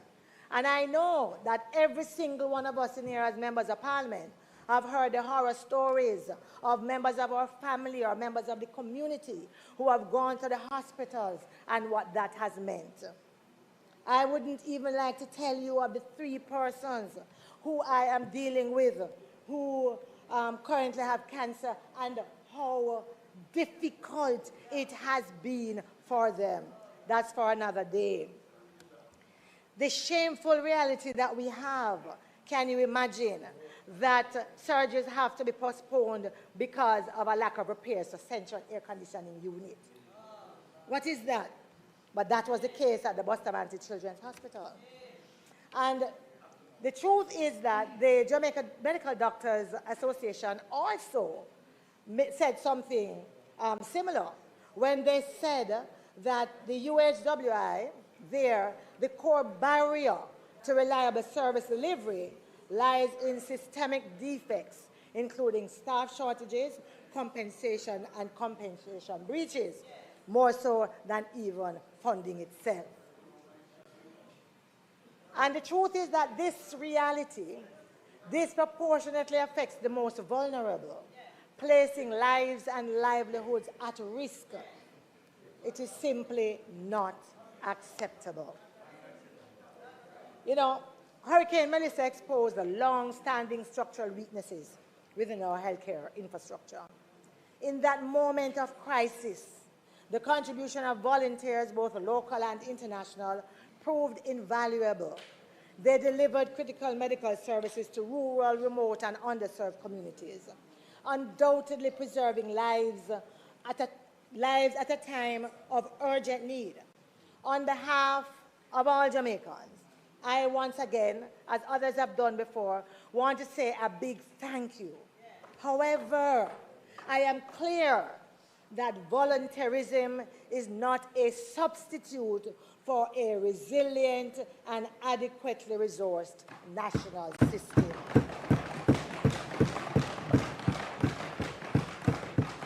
The government's level of preparedness in the aftermath of the hurricane was simply inadequate. There's no other word for it. As the reconstruction efforts continue, there must be a deliberate shift toward building resilient healthcare infrastructure capable of withstanding future climate-related events. Further concerns arise with the abrupt departure of the Cubans. I would not like to tell you the number of individuals who right now are uncertain and distressed, yes, in light of the challenges about where they go for health care. And then the truth is, we have to look at what is happening around us, because there are international models that demonstrate what the possibilities are for a universal health care guarantee that ensure equitable, climate-resilient access to essential services. We have Costa Rica, where they have a social security system that provides a universal basic package covering primary care, hospitalization, and medication for about 90% of its population. Barbados has a national health insurance arrangement that supports comprehensive primary and preventive care. Chile has clearly defined service guarantees for high-burden conditions supported by investments in resilient systems. Others are doing it. We can do it. These are just some examples that I've put there to say that that is where we really need to go, and we need to begin to look at it seriously.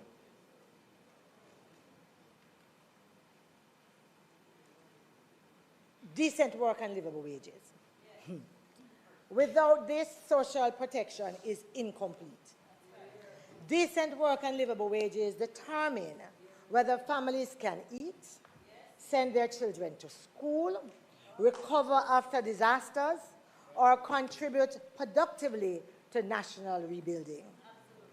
Jamaica cannot achieve a durable social protection floor without legal certainty on wages. Welcome to my bank. With Revolut, I can redeem airline miles from my Rev points, which I earn through everyday spending, from takeaways to household essentials. Was essential. Revolut.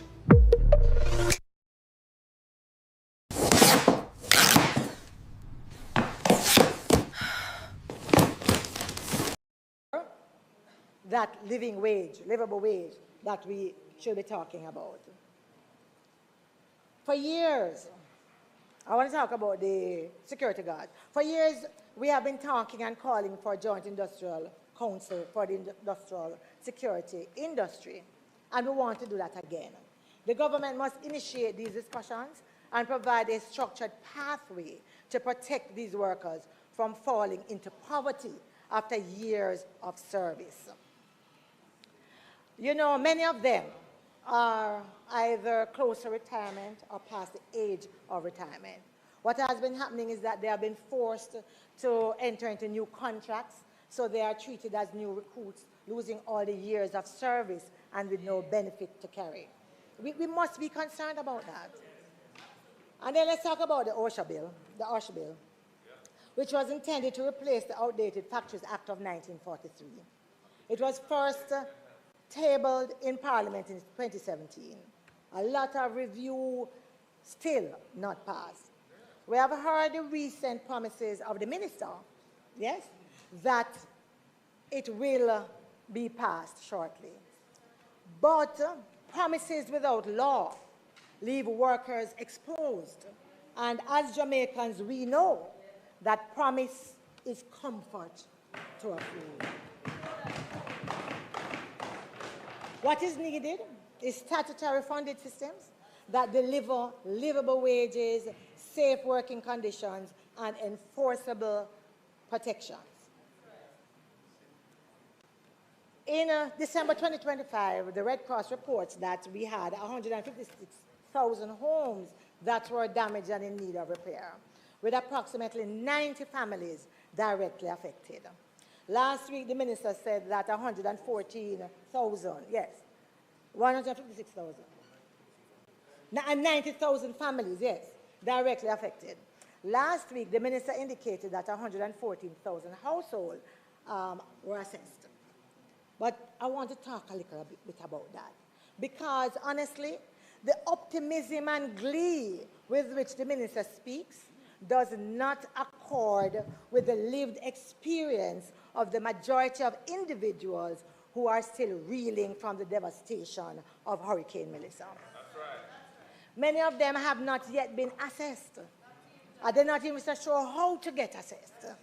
Yes? Others have been assessed but are still not aware of their status.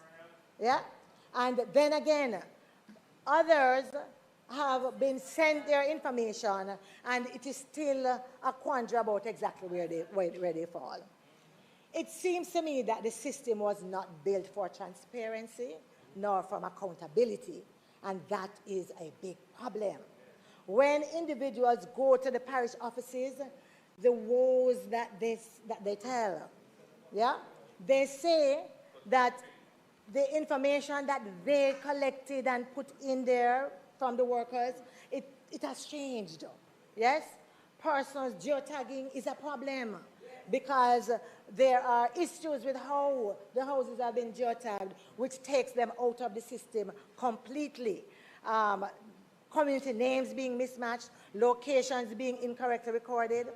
Data handling issues have led to missing or incorrect information, including phone numbers, CRN, the level of damage, even though this information was provided during the assessments and uploaded.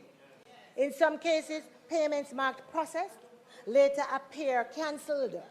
Yeah? There are also reports that damage levels recorded during the assessments have been altered after the fact, reducing entitlements for affected households. And this is not duppy stories. I'm talking to individuals and I'm placing there because I believe that they are that important.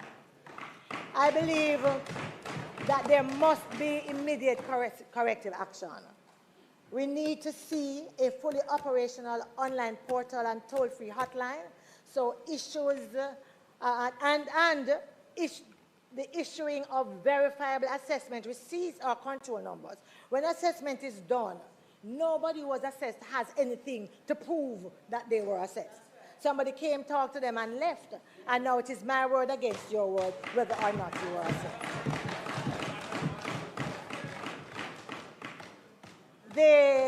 The inefficiencies that prolong the suffering is just simply not administrative failure. It is a failure of responsibility. And I think that that needs to be owned. I want to talk a little bit here now about,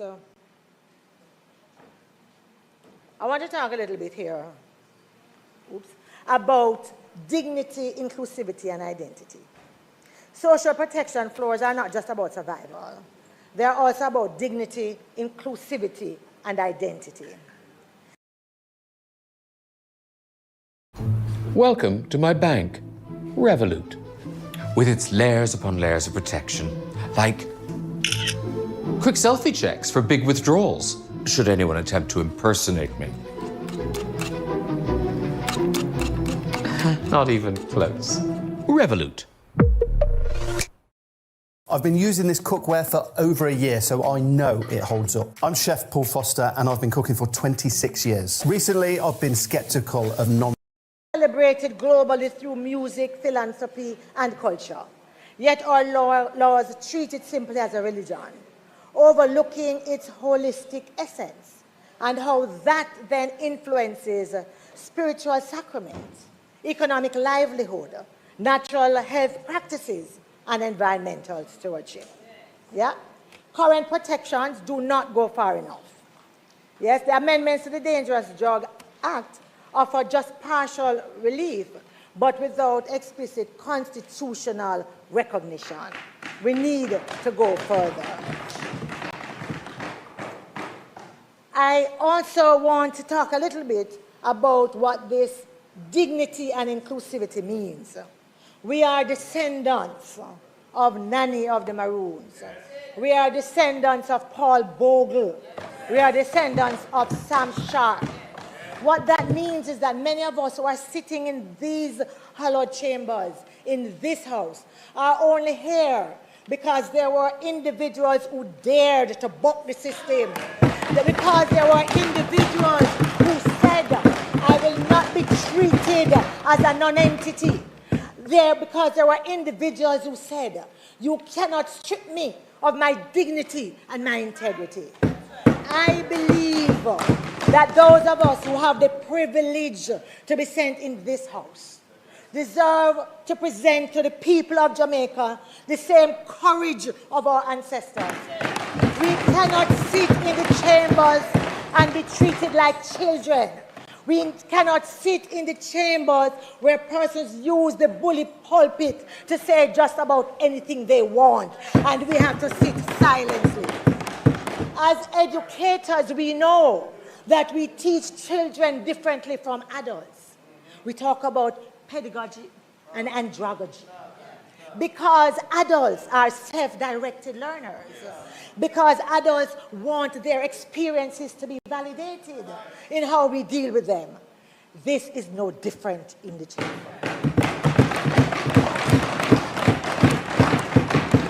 No one gets to come into the chamber regardless of who you are, to pontificate and to scold the rest of us without taking responsibility for your own lack of decorum and disrespectful behavior.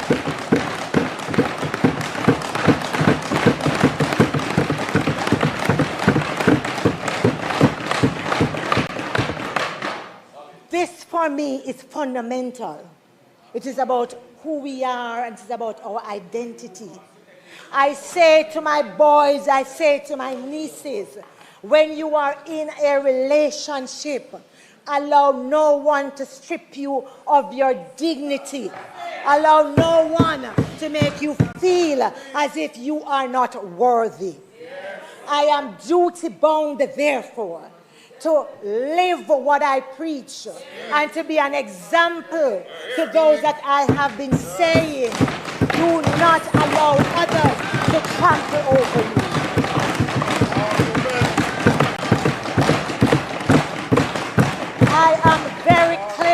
I am very clear in my mind that every action has consequences. We are leaders. Choice making is what we do every day. We take decisions and we bear the consequences. And so I say to this august body and to my colleagues, I am willing to cooperate with anyone who is willing to treat me as a human being. I am willing to play my part. Granted, I have never been a submissive female. It's too late for me to be that now. It's too late for me to be that now.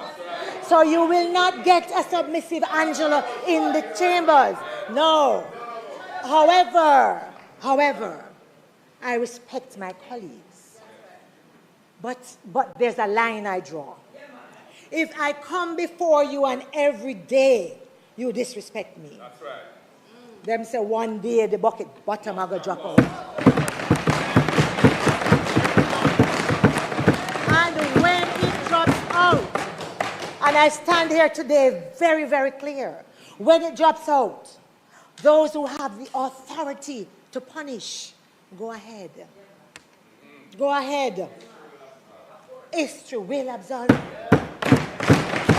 I do it not just for myself. I do it for those others who will come behind us and will remember that in this house we are all to be treated equally. That in this house, when we have certain positions, we put aside our political partisanship. And if we can't, we step aside from the position that requires it. And so, I have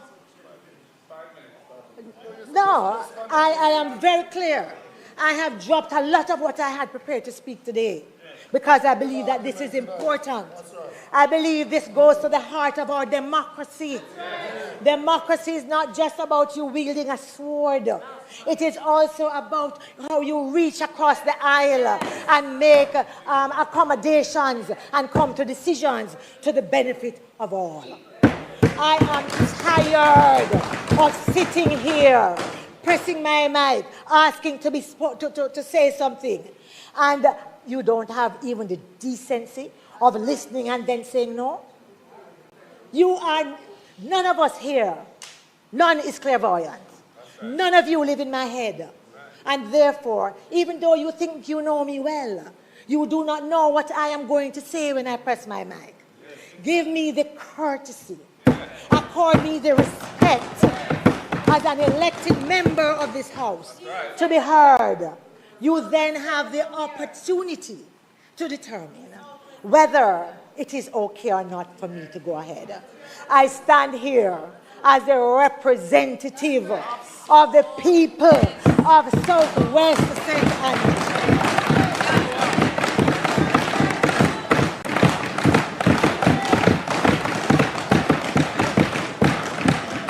I come from the traditions of Portia Lucretia Simpson.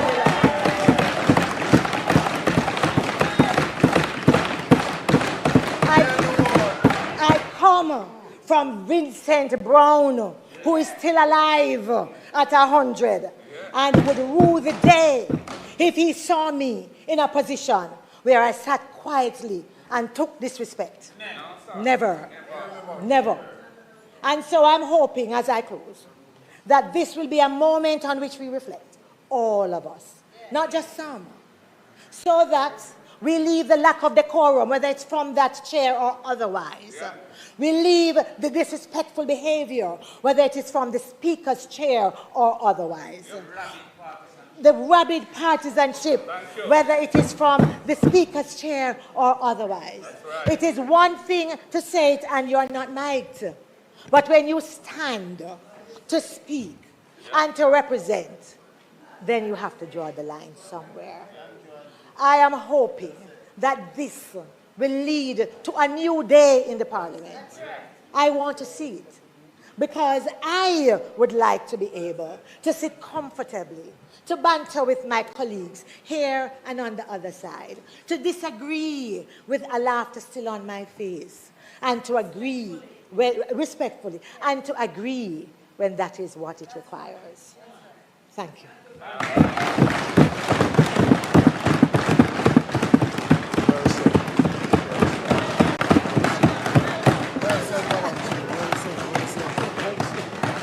Warrior that.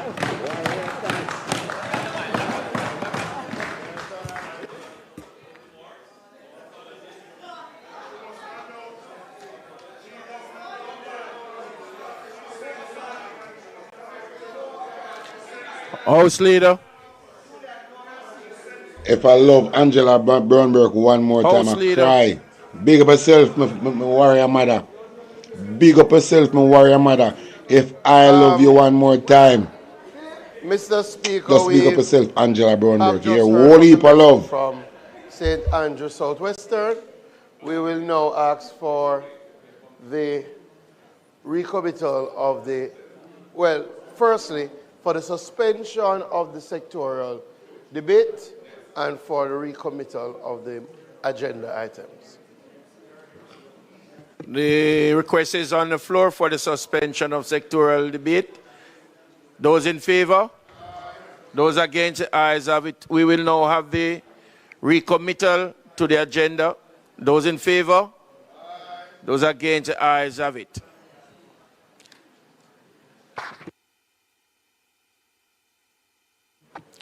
Statement by ministers.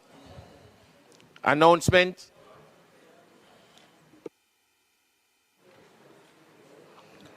Laid on the table of the House are the following. Annual report and audited financial statement of the SCJ Holdings Limited for the financial year 2020-2021 and its related ministry paper number 28 of 2026 titled Annual Report SCJ Holdings Limited for the year ended March 31, 2021. Annual report and audited financial statements of the Jamaica Bauxite Mining Limited for the year ended March 31, 2022, and its related ministry paper number 29 of 2026 titled Annual Report and Audited Financial Statements of the Jamaica Bauxite Mining Limited for the year ended March 31, 2022. Annual Report and Audited Financial Statements of the Jamaica Vacations Limited for the financial year 2023-2024. Annual Report and Audited Financial Statements of the Montego Bay Convention Center for the financial year 2022-2023. And finally, the Annual Report of the National Solid Waste Management Authority for the financial year 2023. Welcome to my bank. Let's talk about savings. With Revolut, your annual interest is paid daily, which you can also...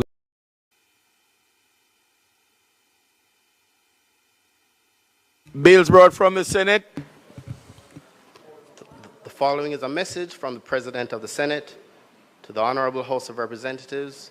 I have the honor to advise the Honorable House of Representatives that on the first day of May 2026, a bill entitled An Act to Amend the Cybercrimes Act and to provide for connected matters was passed in the Senate without amendment.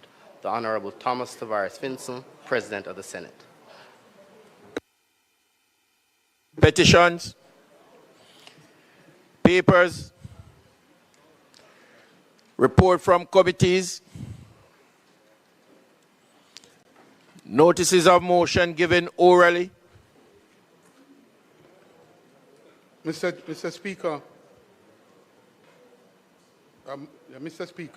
I beg to give notice that at the next sitting of the House, I intend to move the following motion. Whereas Jamaica is currently experiencing a shortage of and instability in the supply of cement, a critical input for the construction, infrastructure, and manufacturing sectors, and whereas this shortage threatens to delay urgently needed reconstruction and reliance works in the aftermath of Hurricane Melissa, including housing, public infrastructure, private sector facilities, and community-based resilience projects. And whereas any prolonged or worsening cement supply disruption poses a serious risk to investor confidence, both domestic and foreign, and may result in the postponement or cancellation of strategic investments. And whereas the said shortage and instability in cement supply can lead to significant job losses, reduced working hours, and business closures in sectors directly and indirectly dependent on construction activity, including small and medium-sized enterprises, and whereas the current situation, if not effectively managed and mitigated, could escalate into a full-blown economic and social crisis, undermining national development goals, particularly in the post-Melissa construction and resilience period.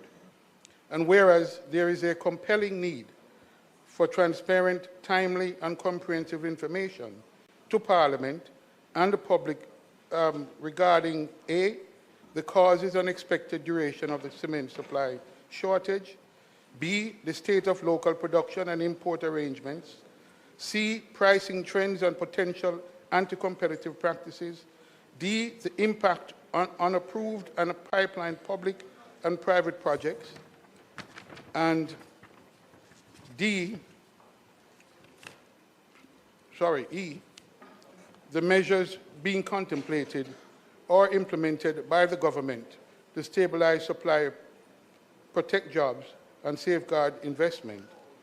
And whereas Parliament must exercise its oversight responsibility to ensure that appropriate policies, regulatory actions, and contingency plans are in place to mitigate the risk of a full-blown crisis and to support a swift, equitable, and resilient reconstruction process. Now, therefore, be it resolved that the Honourable House calls upon the Government to immediately provide Parliament with a comprehensive briefing on the current cement supply situation, including data on production, imports, inventory levels, pricing, and the status of critical reconstruction and infrastructure projects, be it therefore resolved that this Honourable House calls upon the Ministry of Industry, Investment and Commerce and its agencies to present clear and time-bound plans to ensure that post-Melissa reconstruction and resilience works by households, private sector and government are not compromised. Be it resolved that the foregoing be referred to the Economy and Production Committee, and that the committee be mandated to 1. Conduct hearings and receive submissions from relevant ministries, departments and agencies, regulators, industry stakeholders, workers' representatives and civil society regarding the current and projected cement supply situation. 2. Obtain and review detailed information on A, the causes, scale and expected duration of the current cement shortage, B, the impact on existing and planned public and private investments, especially those related to post-Melissa reconstruction and resilience. C, the implications for employment, particularly in construction and related sectors. 3, examine and report on short, medium and long-term policy, regulatory and market-based options to A, mitigate the risk of a full-blown crisis arising from cement shortages, B, secure reliable and affordable cement supply, C, protect jobs and sustain investor confidence, and D, ensure that national reconstruction and resilience objectives are met without undue delay. 4, present to this Honourable House, within a specified time frame, its findings and recommendations, including any proposed legislative, regulatory or policy measures necessary to address current and future risks related to cement supply and to safeguard Jamaica. Welcome to my bank. Let's talk about savings. With Revolut, your annual interest is paid daily, which you can also withdraw whenever you like. Monday's interest, Tuesday's interest, Wednesday's interest. No, it will kill you. Revolut.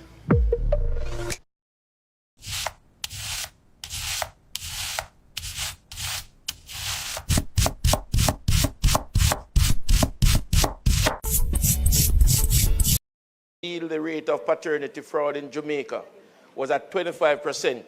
And whereas Jamaica is one of the leading countries in the world with regard to the incidence of paternity fraud, and whereas there is a need for certainty of parenthood within our society to fortify the institution of families in Jamaica in pursuit of national outcome, 3 out of 4 effective social protection and authentic transformational culture of the Vision 2030 Jamaica National Development Plan. And whereas it has been found that the revelation of paternity fraud or the misattributed paternity has led to several incidents of domestic violence in Jamaica, which must be mitigated. And whereas certainty of paternity would be a key mitigating factor of domestic violence in our society. And whereas the advancement in technology to allow for efficient and accurate DNA paternity testing to definitively determine paternity is now available in Jamaica. And whereas certainty of paternity can be achieved by mandating that, where it is desired that the name of the father be included on the birth certificate of a child born in Jamaica, a DNA paternity test be conducted to confirm the biological relationship between the child and the man desirous of being so named. And whereas the cost of all mandatory DNA paternity tests would be covered by the government of Jamaica and facilitated through each regional health authority, be it resolved that this Honourable House debate the issue of mitigating paternity fraud. Be it further resolved that this Honourable House take the necessary step to amend the relevant sections of the Registration, Birth and Death Act and Status of Children Act to allow for the additional requirement of mandatory confirmation of paternity by way of DNA paternity test. Thank you. House Leader. Mr. Speaker, I beg to give notice that at the next meeting of the House, I will move to introduce, and I have read a first time, a bill shortly entitled the Jamaica Dairy Development Board Amendment Act 2026. I further beg to give notice at a later stage today. I will move for the suspension of the standing orders to enable me to take first reading of the bill. Mr. Speaker, I beg to give notice that at the next meeting of the House, I will move to introduce and have read a first time a bill shortly entitled the Conch Export Levy Amendment Act 2026. I further beg to give notice at a later stage today. I will move for the suspension of the standing orders to enable me to take first reading of the bill.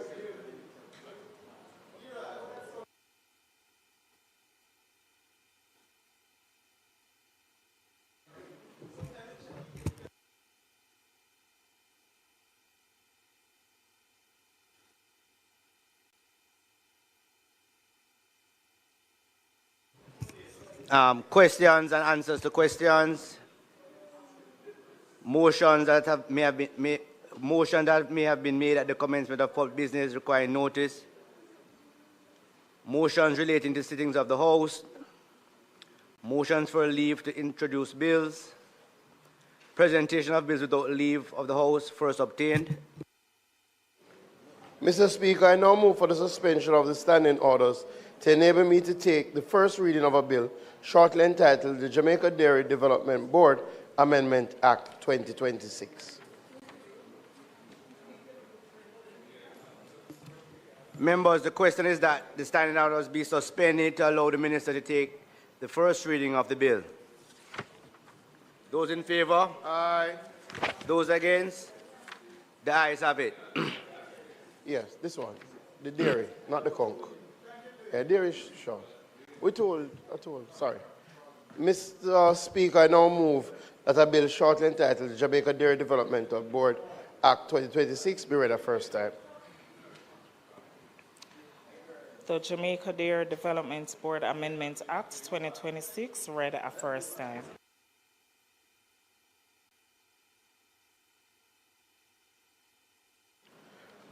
Mr. Speaker, I beg to give notice of second reading of the bill. I further beg to give notice at a later stage today. I will move for the suspension of the standing orders to enable second reading of the bill and to take it through all its concluding stages.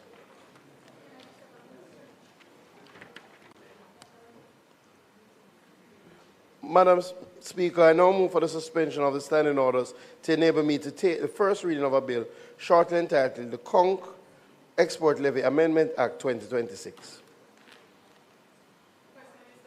The question is that the standing orders be suspended to allow the minister to take the motion. Those in favor? Aye. Those against? The ayes have it. Minister?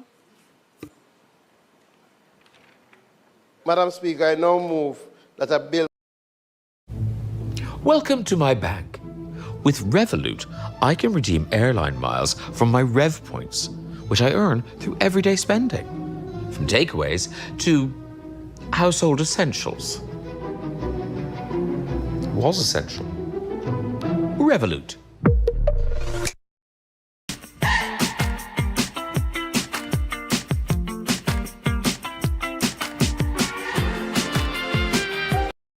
Public business.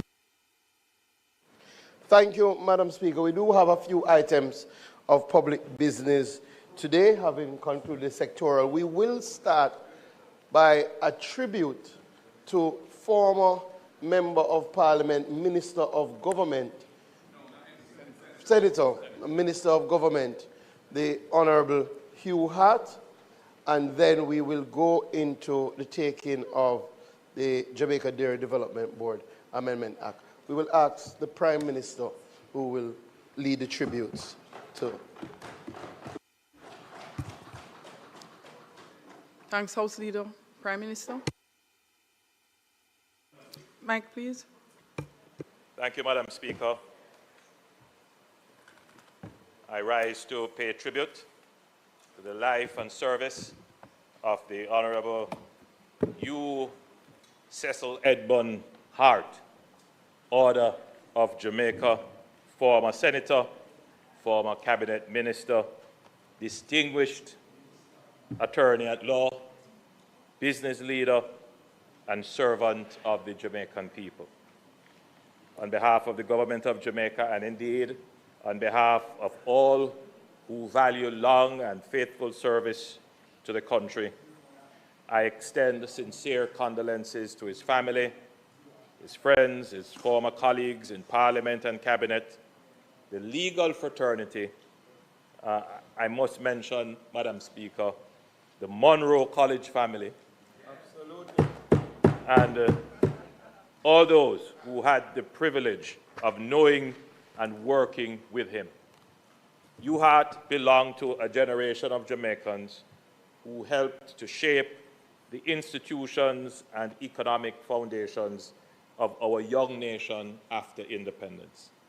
He was a man of intellect, discipline, judgment, and resolve. His contribution was not confined to one field. He served Jamaica in law, in business, in public administration, in Parliament, and in the Cabinet. Born in St. Andrew and educated at Monroe College, he went to Queen's College, Oxford, where he studied law. He was called to the bar at Gray's Inn in 1953 and later admitted as a solicitor in Jamaica in 1956. Over the course of a long and distinguished legal career, he became one of Jamaica's respected commercial lawyers with deep expertise in areas including taxation, mining, real estate development, corporate restructuring, commercial law, and corporate finance. As a founding partner of Hart, Murad Fattah, he helped to build one of Jamaica's leading law firms and contributed significantly to the development of commercial legal practice in our country. His legal work was marked by seriousness, precision, and a practical understanding of how law supports enterprise, development, investment, and institutional order. And, Madam Speaker, it could also be said of UHART that he was a great mentor and supporter of young lawyers coming into the profession. Indeed, I'm sure that when the leader of the opposition speaks, he will spend more time on that aspect of UHART's contribution to national development. But, Madam Speaker, UHART was not content to serve Jamaica only from private practice. He answered the call to public service. He served in the Senate from 1980 to 1993 and brought to this Parliament the same clarity of thought and depth of experience for which he was known in the legal and business communities. He went on to serve in the Cabinet as Minister of Mining and Energy and as Minister of Tourism. These were not minor assignments. They were portfolios central to Jamaica's economic survival, growth, and international engagement. As Minister of Mining and Energy, he served during a difficult period for Jamaica's bauxite and alumina industry. The sector faced serious disruptions arising from global economic pressures and changes in international demand. At that time, bauxite and alumina were critical to employment, foreign exchange, industrial activity, and national confidence. UHART brought to that challenge the mind of a lawyer, the discipline of a negotiator, and the resolve of a patriot. He was among those who helped Jamaica navigate a period of uncertainty in one of the country's. Welcome to my bank. Yes, Revolut is a bank. But what is a bank? Is it just a place to keep your money? Is it a people thing? Is it tomorrow, but today? Or do we need to think about what a bank is a little differently? Want to mull over a gentle canter. Come on. It's a metaphor. Revolut. 1, 2, 3, go! Seriousness and distinction. As Minister of Tourism, he also played a role in advancing one of Jamaica's most important economic sectors. His tenure coincided with important milestones in the growth of the industry, including Jamaica's continued emergence as a premier global destination. He understood that tourism was not merely an industry of hotels and arrivals, but an expression of Jamaica's identity, culture, hospitality, and international presence. Our current Minister of Tourism exemplifies this, Madam Speaker. Beyond ministerial office, UHAT gave service to many of Jamaica's major institutions. He served in leadership roles across the public and private sectors, including institutions connected to bauxite, energy, manufacturing, finance, and commerce. In these capacities, he helped to strengthen the governance and strategic direction of organizations that mattered to Jamaica's economic life. In 2011, Jamaica conferred on him the Order of Jamaica in recognition of his contribution to the bauxite and aluminium industry and to the legal profession. It was a fitting national honor for a man whose work had touched so many areas of Jamaican life. Madam Speaker, there is an important lesson in UHAT's example. His was not a politics of noise and spectacle. His was a life of competence, preparation, duty, and measured service. At a time when public life is often judged by immediacy and volume, UHAT's life reminds us of the enduring value of steadiness.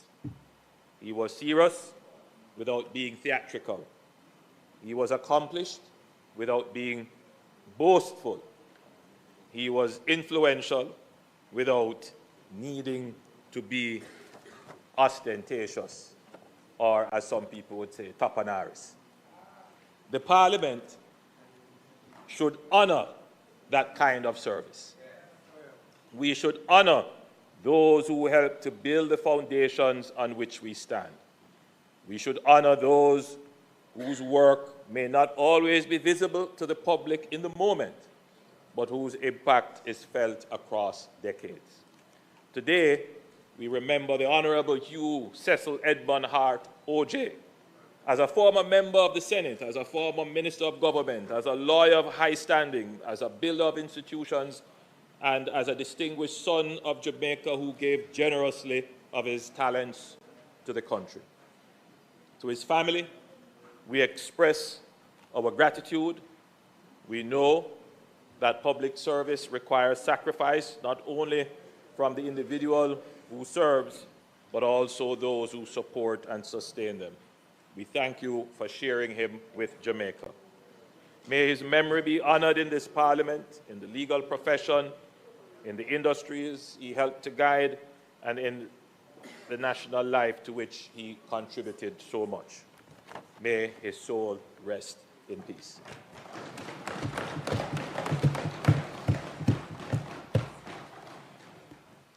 Leader of the Opposition.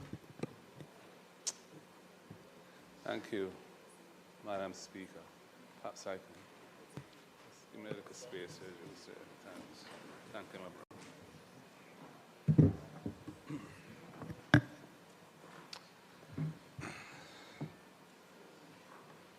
Madam Speaker, I didn't have time to prepare a written speech on an occasion when really I ought to have, because Hugh Hart is somebody very special to me. I don't know whether my colleagues all know this, but Hugh Hart and I have been law partners for most of my career.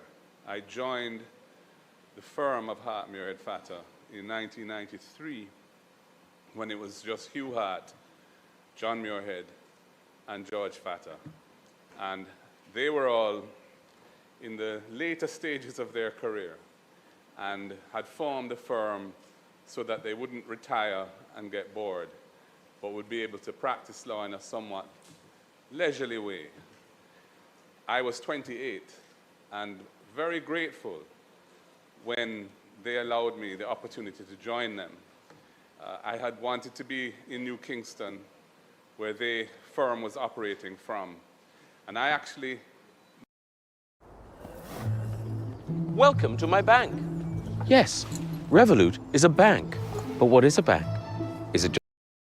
The preliminary count for Southeast Clarendon in the election when Peter Bunting ran against Hugh Shearer. And John Murray was Hugh Shearer's lawyer for the count.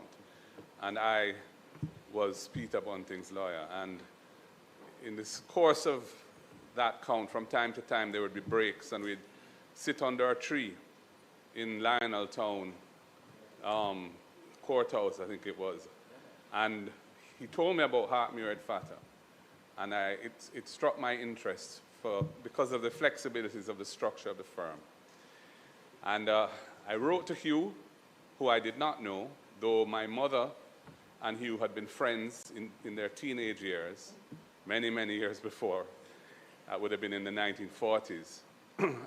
And I received a call from him.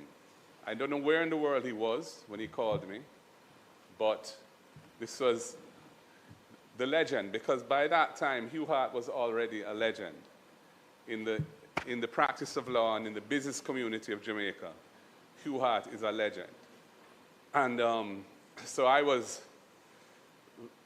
daunted and surprised and very excited to get that call.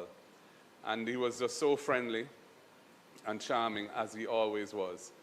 And he said, if I want to come, they'd be happy to have me. And you know, when I got there, he gave me his office.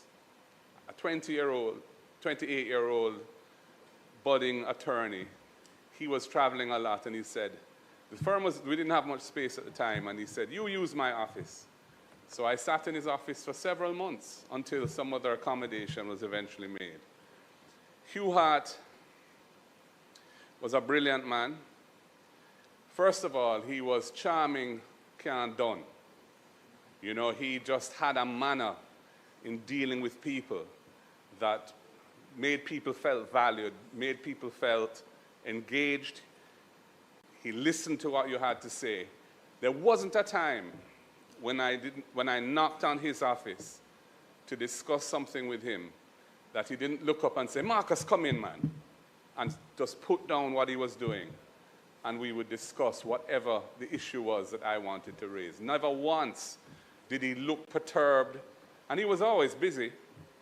You know, this was a man who had a thriving practice in his 90s. You know, he had a thriving practice. And he had a thriving practice because he brought great value to his clients. He brought value. He didn't practice law for money. Money was totally, I wouldn't even say secondary. It was very, very subordinate. He practiced law to serve his clients and because he loved the practice of the law. And he had a unique range of skills. He was as sharp as a whip. He was a brilliant draftsman. And he had a strong commercial sense. He understood finance, he understood money, he understood risks and how to manage them as a commercial lawyer. He was a mentor to me. And I feel very, very fortunate and privileged that I had the opportunity to work with him from 1993 until basically last year, when illness overcame him at the age of 95, turning 96. He was born on Boxing Day, December 26th, and he wasn't able to come to Jamaica because he actually lived in Cayman, but he came to Jamaica for most of the year. He would come in usually on a Tuesday and leave on a Friday, except during the summer months when he was always in London and then traveling sometimes in Europe. Hugh Hart was a great negotiator. He had a clear mind. He understood the tactics of negotiation. He was never daunted by whatever task he had to face at the negotiating table. And when he was in government, as I understood it, he brought those skills to bear. He went into government really because his wife's brother was the prime minister and knew his skills and wanted to have the benefit of those skills. And Hugh wanted to serve. He wanted to serve Jamaica, and he believed he could deliver a unique array of skills to Jamaica. He would never put it that way. He was a humble person. He was not boastful at all. He was gentle as well, although if you are at the other end of a negotiation with him, you didn't feel that he was very gentle because you knew that you were up against somebody who was probably outdoing you in the art of negotiation. But he was a gentle person, a kind person. And when it came to young lawyers, as the Prime Minister had mentioned, certainly in our firm, which I'm the senior partner of now, all of the lawyers who joined the firm in the years after I did, and we now have, I don't even know, 20 lawyers or something, all of them were in love with Hugh. He was a mentor to all. Welcome to my bank. Let's talk about savings. With Revolut, your annual interest is paid daily, which you can also withdraw whenever you like. Monday's interest, Tuesday's interest, Wednesday's interest. No, it will kill you. Revolut. There's no coating on it. You can't scratch it. Not to mention there's no Teflon in it. The titanium always pan pro is my secret to Major real estate developer in his own right. Prestige homes.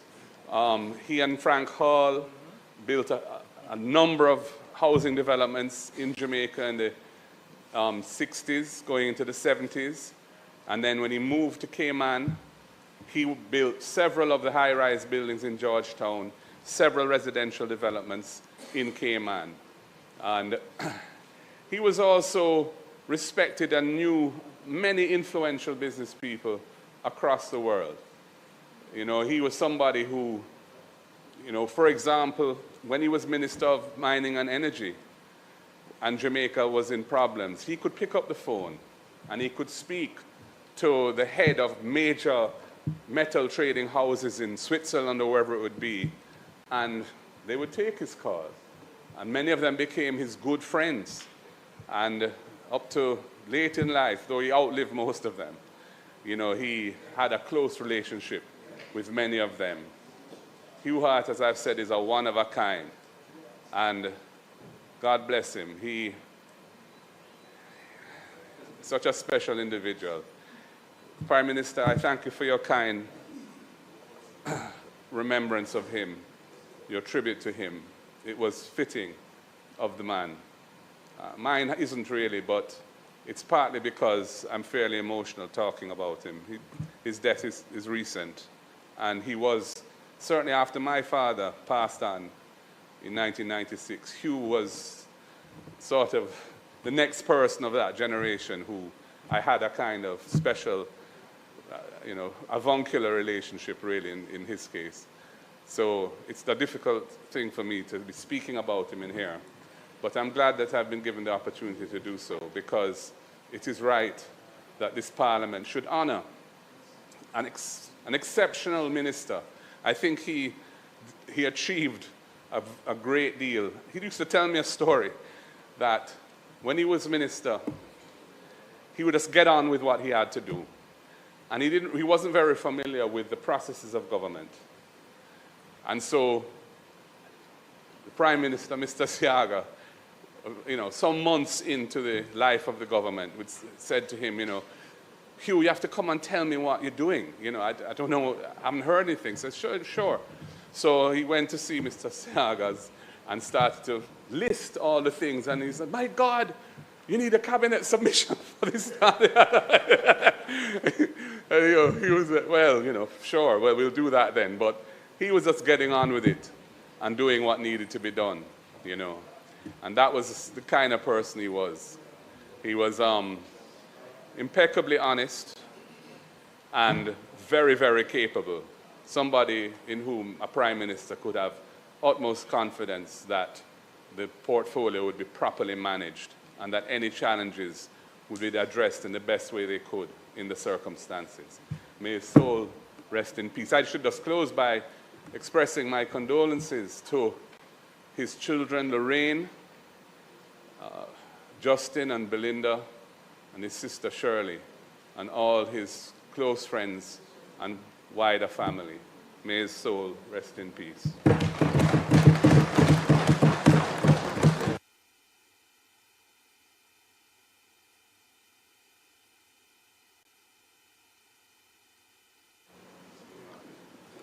Madam Speaker, yes, yes, you borrowed my line. I didn't plan, Madam Speaker, to begin that way, but the member from Southeast St. Andrew preempted me, and so I will, yes, admit very readily that I'm perhaps the only surviving member of the cabinet in this House, with Hugh Hart, who incidentally, we sat next to each other for 6 years.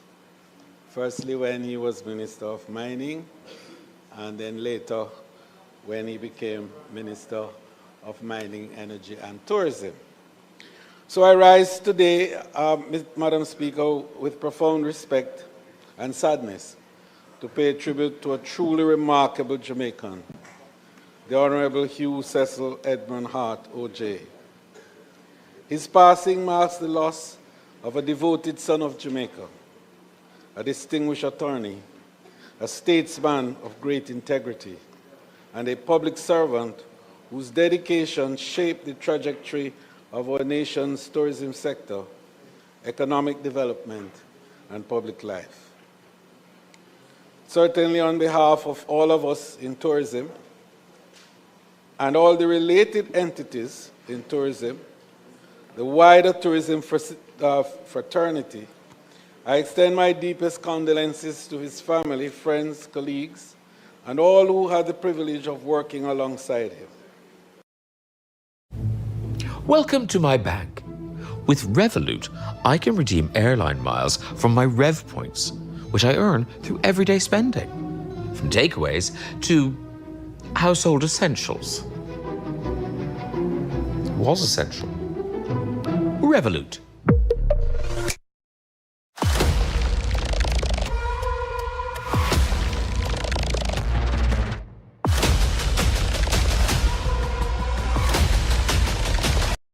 I then Prime Minister, the Most Honorable Edward Philip George Seaga. Having served as Minister of Mining and Energy since 1983, his capabilities was expanded in 1986 to include the Ministry of Tourism. The subsequent merging of these portfolios under his leadership was a testament to the Prime Minister's immense confidence in his capabilities.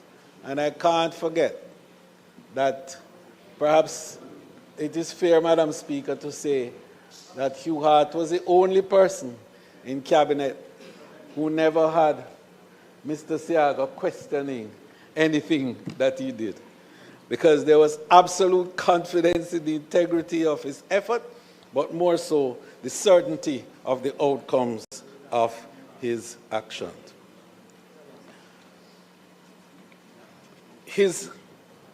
For 5 years, Hugh Hart skillfully navigated the nexus of energy, industry, and hospitality, proving that he possessed the rare intellectual dexterity required to manage the pillars of our nation's economic survival simultaneously. And I want to indicate how dexterous that was and how impactful it was in relating to crises and moments of great difficulty. And one of the things that I can't forget is during the really difficult period of the 80s, when the oil crisis was raging, and we had issues also with bauxite during the period. And when a ship was actually out in the harbor with fuel, wouldn't come in. And it was Hugh Hart who, as the member from South St. Andrew appropriately said, would call one of his friends. I will not mention because we know them. And one would say yes, and Hugh Hart would then give the word, and the ship would come into the harbor and discharge the fuel. That was the nature and power of the man. Hugh Hart's tenure as Minister of Tourism from 1986 to 89 coincided with an important period in Jamaica's tourism development and international visibility. It was under his watch that Jamaica welcomed the supersonic Concorde, who can remember that, in 1986, and surpassed 1 million stopover visitors in 1987, a milestone that reflected not only national pride, but also the growing confidence of Jamaica on the global stage. His contribution was instrumental in solidifying tourism as a cornerstone of our national development. And I can't forget, based on his relationship, and Hugh Hart was like that. He really thrived on relationships. And he understood what it was to have confidence and to have people reposing confidence in him, and more so trust. And those were the two key words that drove his tenure as minister. And that reflected itself in his ability to bring international players to Jamaica. And I can't forget that Minister Granger and myself in the early days, when we together teamed to stage the first and only World Music Festival in Jamaica. It was Hugh Hart who had the connections that enabled the kind of financing that was able to enable us to put on what was and is today the largest and most significant global event to have taken place in Jamaica.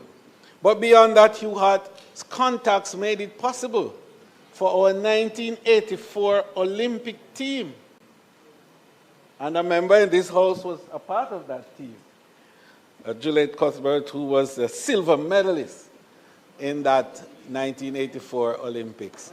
And it was because of Hugh Hart's influence and support that enabled us to finance the team to the level that we were. And a wonderful experience they all had in Los Angeles, California then, and we were able to host them, in fact, at Beverly Hills for an event. Only Jamaica could have done that. So beyond the headlines, Hugh Hart was a builder. He helped realize the tourism industry following the unrest of the late 1970s and spearheaded the recovery efforts after the devastation of Hurricane Gilbert in 1988. His strategic vision laid the foundation for Montego Bay and Ocho Rios to become major Caribbean cruise hubs with ship. Welcome to my bank. With Revolut, I can redeem airline miles from my Rev points, which I earn through everyday spending, from takeaways to household essentials. Was essential. Revolut.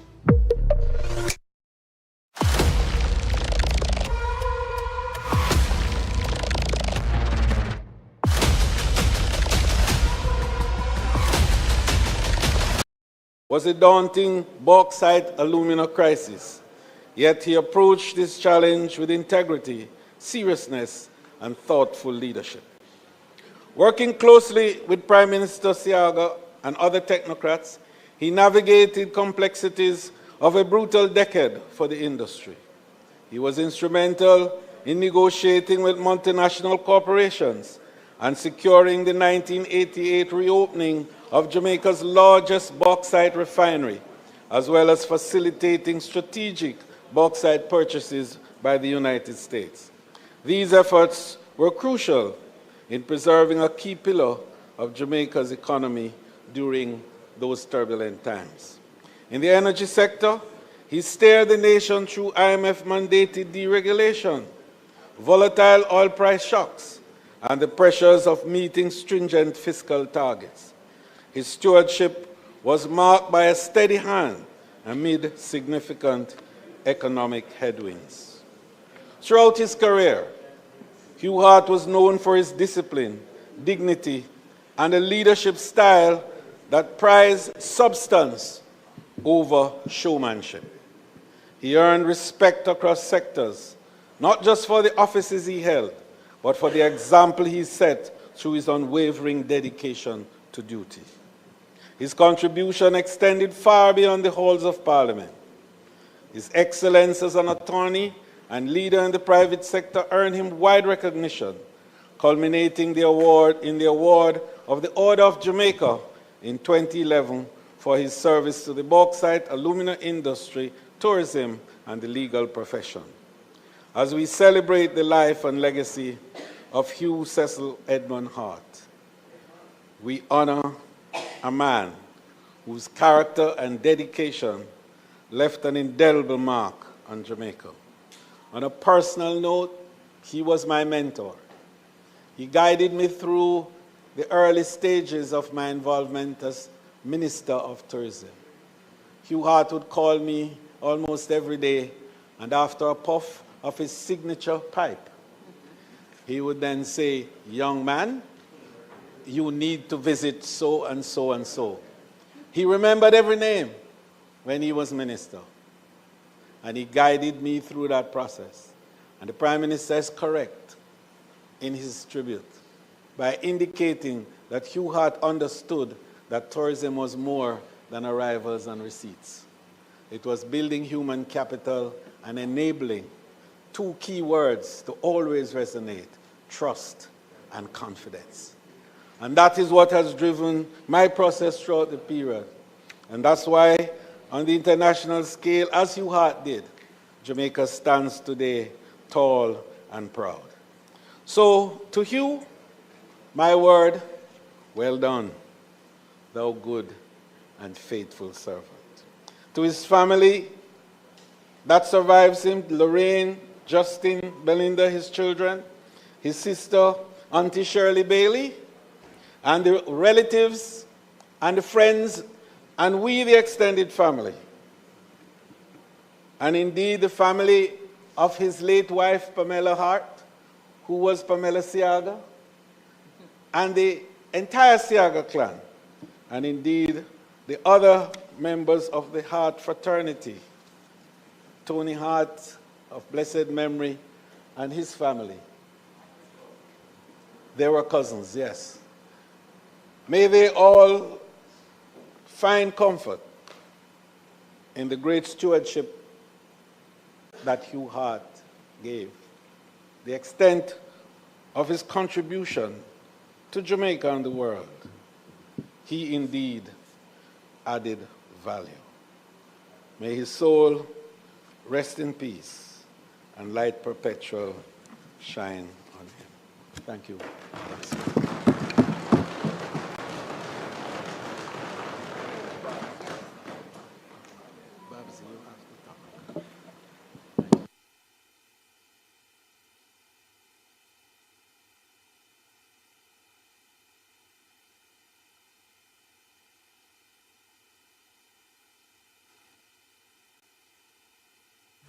The member from Kingston, West Kingston, Minister Mackenzie.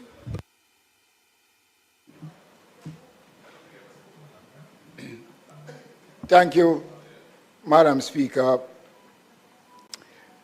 You may be wondering why I'm on my feet to make a brief contribution to someone who myself and the member from Central St. Catherine has the distinct pleasure of knowing longer than everyone in this honorable house.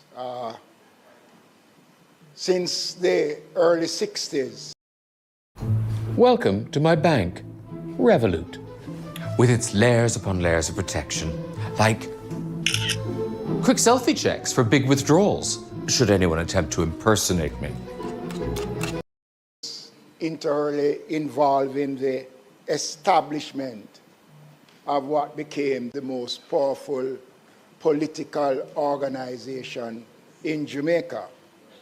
He was instrumental in establishing many of the programs in West Kingston, legal advice.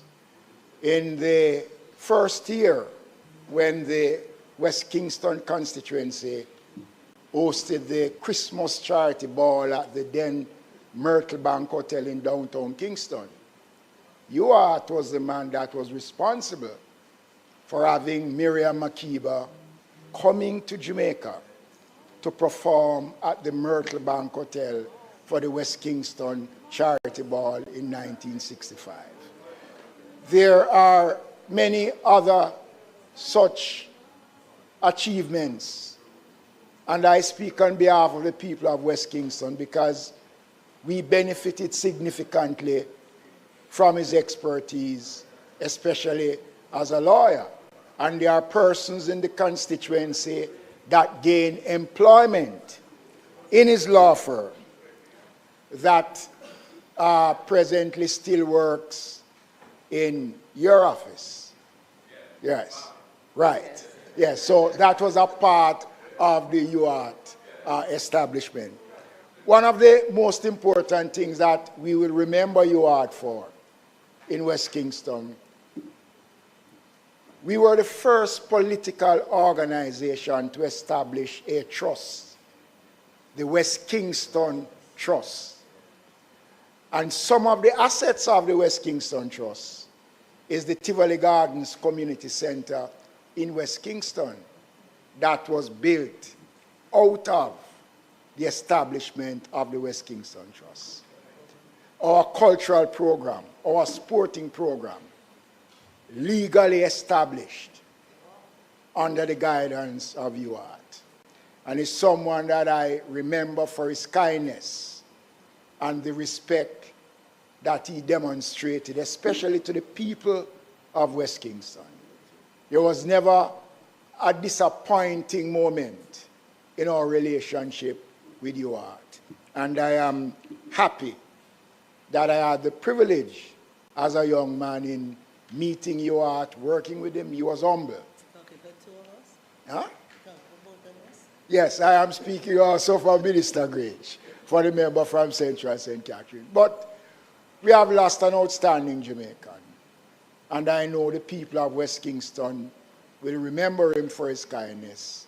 And we also want to share in the expressions that has been raised by the Prime Minister and yourself and the member from East Central St. James. May his soul rest in peace, and we thank him for the service that he has given, not just to West Kingston, but to the wider Jamaica in general. Thank you.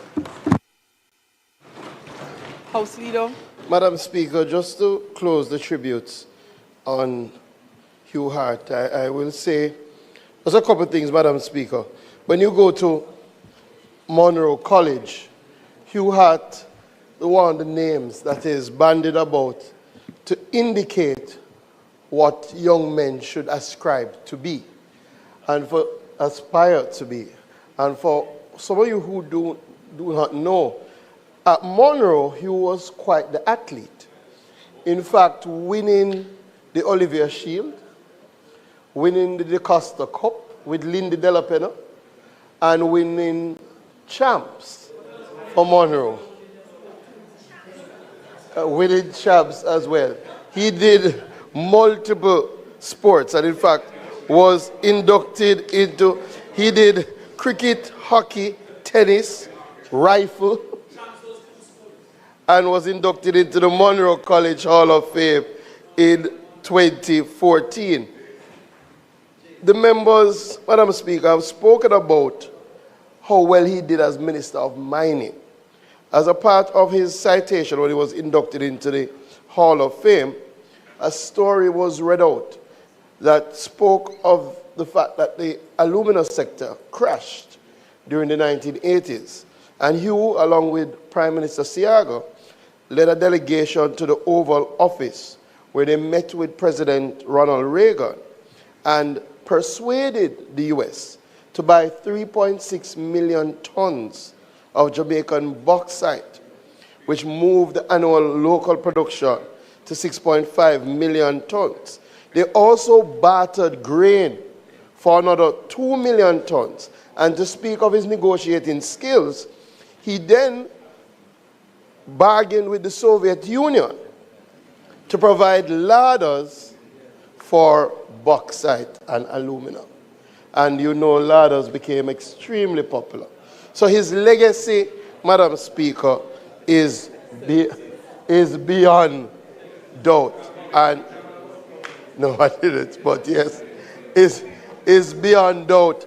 And I think the House has done a good thing in paying tribute to a tremendous son.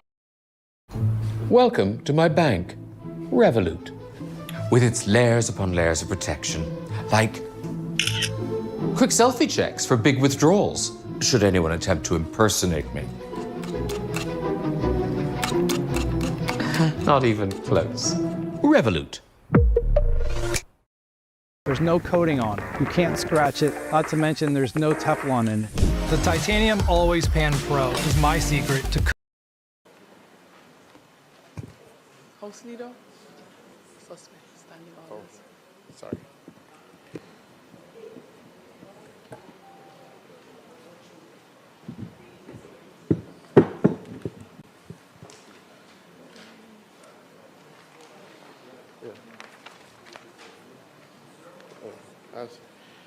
Madam Speaker, I now move for the suspension of the standing orders to enable me to take second reading of the bill and to take it through as much stages as possible today.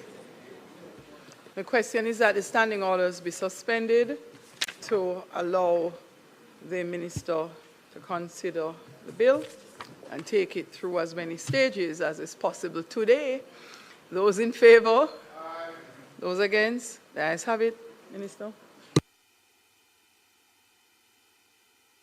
Madam Speaker, the bill before this Honourable House is the Jamaica Dairy Development Board Amendment Act 2026. This Honourable House is advised that the Jamaica Dairy Development Board, a body corporate, was established by the Jamaica Dairy Development Board Act in 2009 for the purpose of promoting, fostering the development of the dairy sector, with particular emphasis on promoting local milk production and achieving efficiencies in the production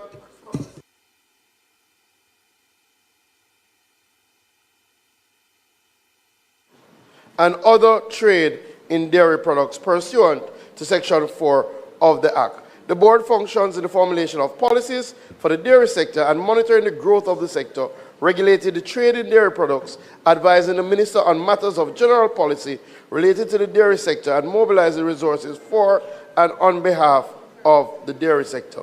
The Honourable House, I am sure, appreciates that the dairy industry is still very important to the people of Jamaica. The amendment is fairly basic, Madam Speaker. The term milk is defined by Section 2 of the Act as milk from cows. International trends have shown that milk is no longer confined to milk from cows or cattle. For example, in the United States of America and Canada, there have been increased contribution to their dairy products by way of milk from goat and sheep, small ruminants. Domestically, since 2018, the board has been invested in the development of the local small ruminant sector, which has seen a consistent increase in local milk production and byproducts like goat cheese annually. Under Section 18 of the Act, the board may, after consultation with persons involved in the dairy sector, impose a cess on the trade in dairy products. The imposition of the cess requires the approval of the minister by way of order, subject to such conditions, if any, as the minister thinks necessarily. Dairy products is defined in Section 2 of the Act as, in relation to cows, means milk, cream, butter, cheese, condensed milk, evaporated milk, milk powder, dry milk, ice cream, malted milk, and any other product manufactured wholly or mainly from milk, and includes products that have more than 50% milk solids on a dry weight basis, excluding sugar. It is by virtue of Section 18 that the Jamaica Dairy Development Cess Order 2010 which is currently in force was made and from which the board earns. Paragraph 3 of the order imposes a cess on the importation into Jamaica of a specified dairy product and a trade in fresh milk produced in Jamaica. Given the current definition of milk, a cess can only be imposed on milk products originated from cows. This creates a gap in the market, as a cess cannot be automatically applied to other milk sources or their byproducts. Consequently, given the board's continued investment and regulatory remit, it has become necessary to expand the definition of milk to bring small ruminants under the umbrella of the Act with a view to regularizing the sector and fully capture this emerging market. In relation to the clauses in the bill, again, very short bill. This clause 1, short title and construction, this clause provides the short title of the bill and stipulates that the bill is to be read and construed as one with the Principal Act, the Jamaica Dairy Development Board Act. Clause 2 is the amendment of Section 2 of the Principal Act. This clause intends to amend Section 2 of the Principal Act by deleting the definitions of dairy products, dairy sector, and milk, and substituting the following new definitions thereof. Dairy products, foods and beverages made from at least 5% of milk, whether in solid, liquid, or powdered form, from any animal, including ruminants and including the products specified in the second schedule. Dairy sector, the activities concerning the primary production of milk from animals, including ruminants, as well as the breeding and genetics, feeding, or provision of nutrition, health, and management of such animals, and the secondary production and consumption of milk from animals, including ruminants, covering the manufacturing and processing of milk into dairy products and the Welcome to my bank, Revolut, with its layers upon layers of protection, like quick selfie checks for big withdrawals, should anyone attempt to impersonate me. Not even close. Revolut.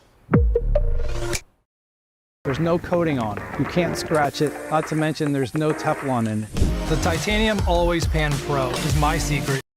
Act with the marginal note, Minister may amend monetary penalties and replace same with a new Section 40 with a marginal note, power of Minister to amend monetary penalties and first and second schedules, which stipulates that the Minister may by order, subject to the affirmative resolution, amend any monetary penalty imposed by this Act or any regulations made on this Act, and B, amend the first and second schedules.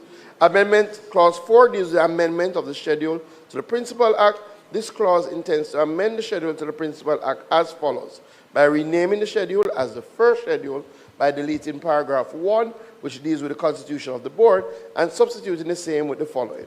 The members of the board shall be appointed by the minister and shall consist of a representative from the financial sector, an attorney at law with at least 5 years' experience, a representative of the dairy processors or traders industry, 2 representatives from the Jamaica Agricultural Society, livestock groups, a representative from the Veterinary Services Division, a representative from the Agricultural Education Institution, from an Agricultural Education Institution, a representative from the Ministry with the responsibility for industry, investment, and commerce, a representative of the Planning Institute of Jamaica, and a representative of the Ministry with responsibility for health. C, by deleting paragraph 2, which deals with tenure of office, the phrase, the appointed members shall be appointed by the minister, and replacing same with the appointment of every member of the board shall be evidenced. D, by deleting paragraph 4, which deals with reappointment, the words appointing member wherever they occur, and replacing them with the word member. E, by renumbering paragraph 5, which deals with the filling of vacancy as subparagraph 1 of the paragraph, and 2, inserting next after the renumbered subparagraph 1, the following as subparagraph 2. A vacancy in the membership of the board shall be filled in the same manner and subject to the same requirements as apply to an original appointment of a member. F, by deleting from paragraph 7, which deals with the grant of leave of absence, the words appointed member, and substituted thereof the word member. G, by deleting some paragraph 1 from paragraph 8, which deals with resignation of appointed member, and replacing same with the following. A member other than the chairman may at any time resign his office by instrument in writing addressed to the minister and transmitted through the chairman from the date of receipt by the minister of such instrument, that person shall cease to be a member.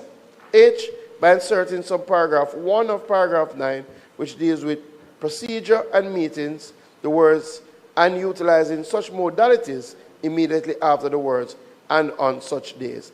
And I, by deleting subparagraph 6 from paragraph 12, which deals with appointment of committees, and replacing same with the following: the provisions of paragraph 13 shall apply to a member of a committee who is not a member of the board in like manner as they apply to the member of the board. Clause 5 is the amendment of the Principal Act by insertion of a second schedule. This clause intends to amend the Principal Act by inserting next after the first schedule a second schedule. This second schedule specifies products which are dairy products within the definition provided in section 2 as follows: milk, whether in concentrated, dried, frozen, reconstituted, or fermented form. 2, partially skimmed milk, cream, buttermilk, whey, and whey cream, whether they're in concentrated, dried, frozen, or reconstituted form. Butter, butter oil, and whey butter. Milk solids, whey proteins, and milk proteins in concentrated form. Milk solids when used as an ingredient and including confectionaries, whether concentrated, dried, coated, or filled. Milkshakes, evaporated milk, condensed milk, probiotic milk, lactose-free milk, fluid milk products, ice cream, dairy-based cream, or food drinks containing milk, butter cookies, whipped cream, and yogurt.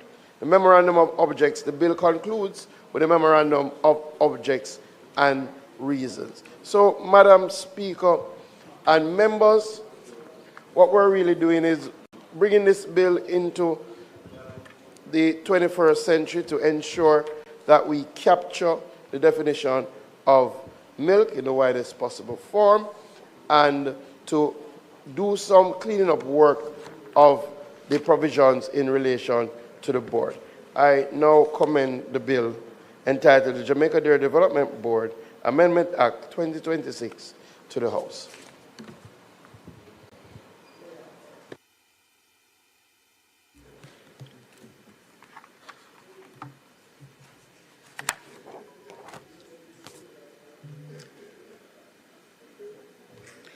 From what I can see, contributing will be the member from Westmoreland Eastern and the member from St. James Central, West Central.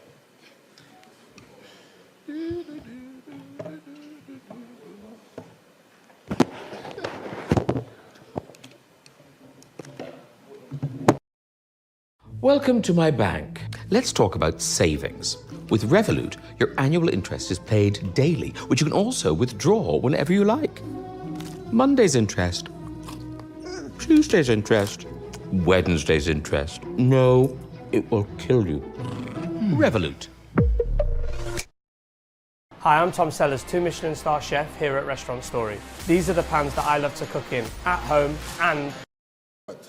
It's common sense amendment.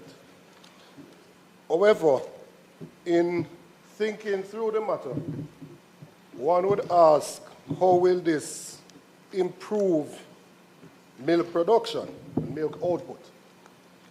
And a further examination of the data and coming to an answer for that question shows that Jamaica dairy sector operates at a significantly lower productivity level compared to global leaders. Big up on yourself now. In Jamaica, approximately 7 to 8 liters I'm going to lock it off right now. Feel sleepy, my viewers and subscribers. Internationally, the top producers. I'm going to lock it off and get some sleep. You hear me have 9 minutes after 12. US is 13. I lock it off and get some sleep. So big up everybody who come on and vibe with me here. I have something lined up for going in, but I get tired. Which means that I say until them time there, the word is love. Big up on yourself here. Productive than we are in Jamaica. And goats really only represent about 2% of the global milk.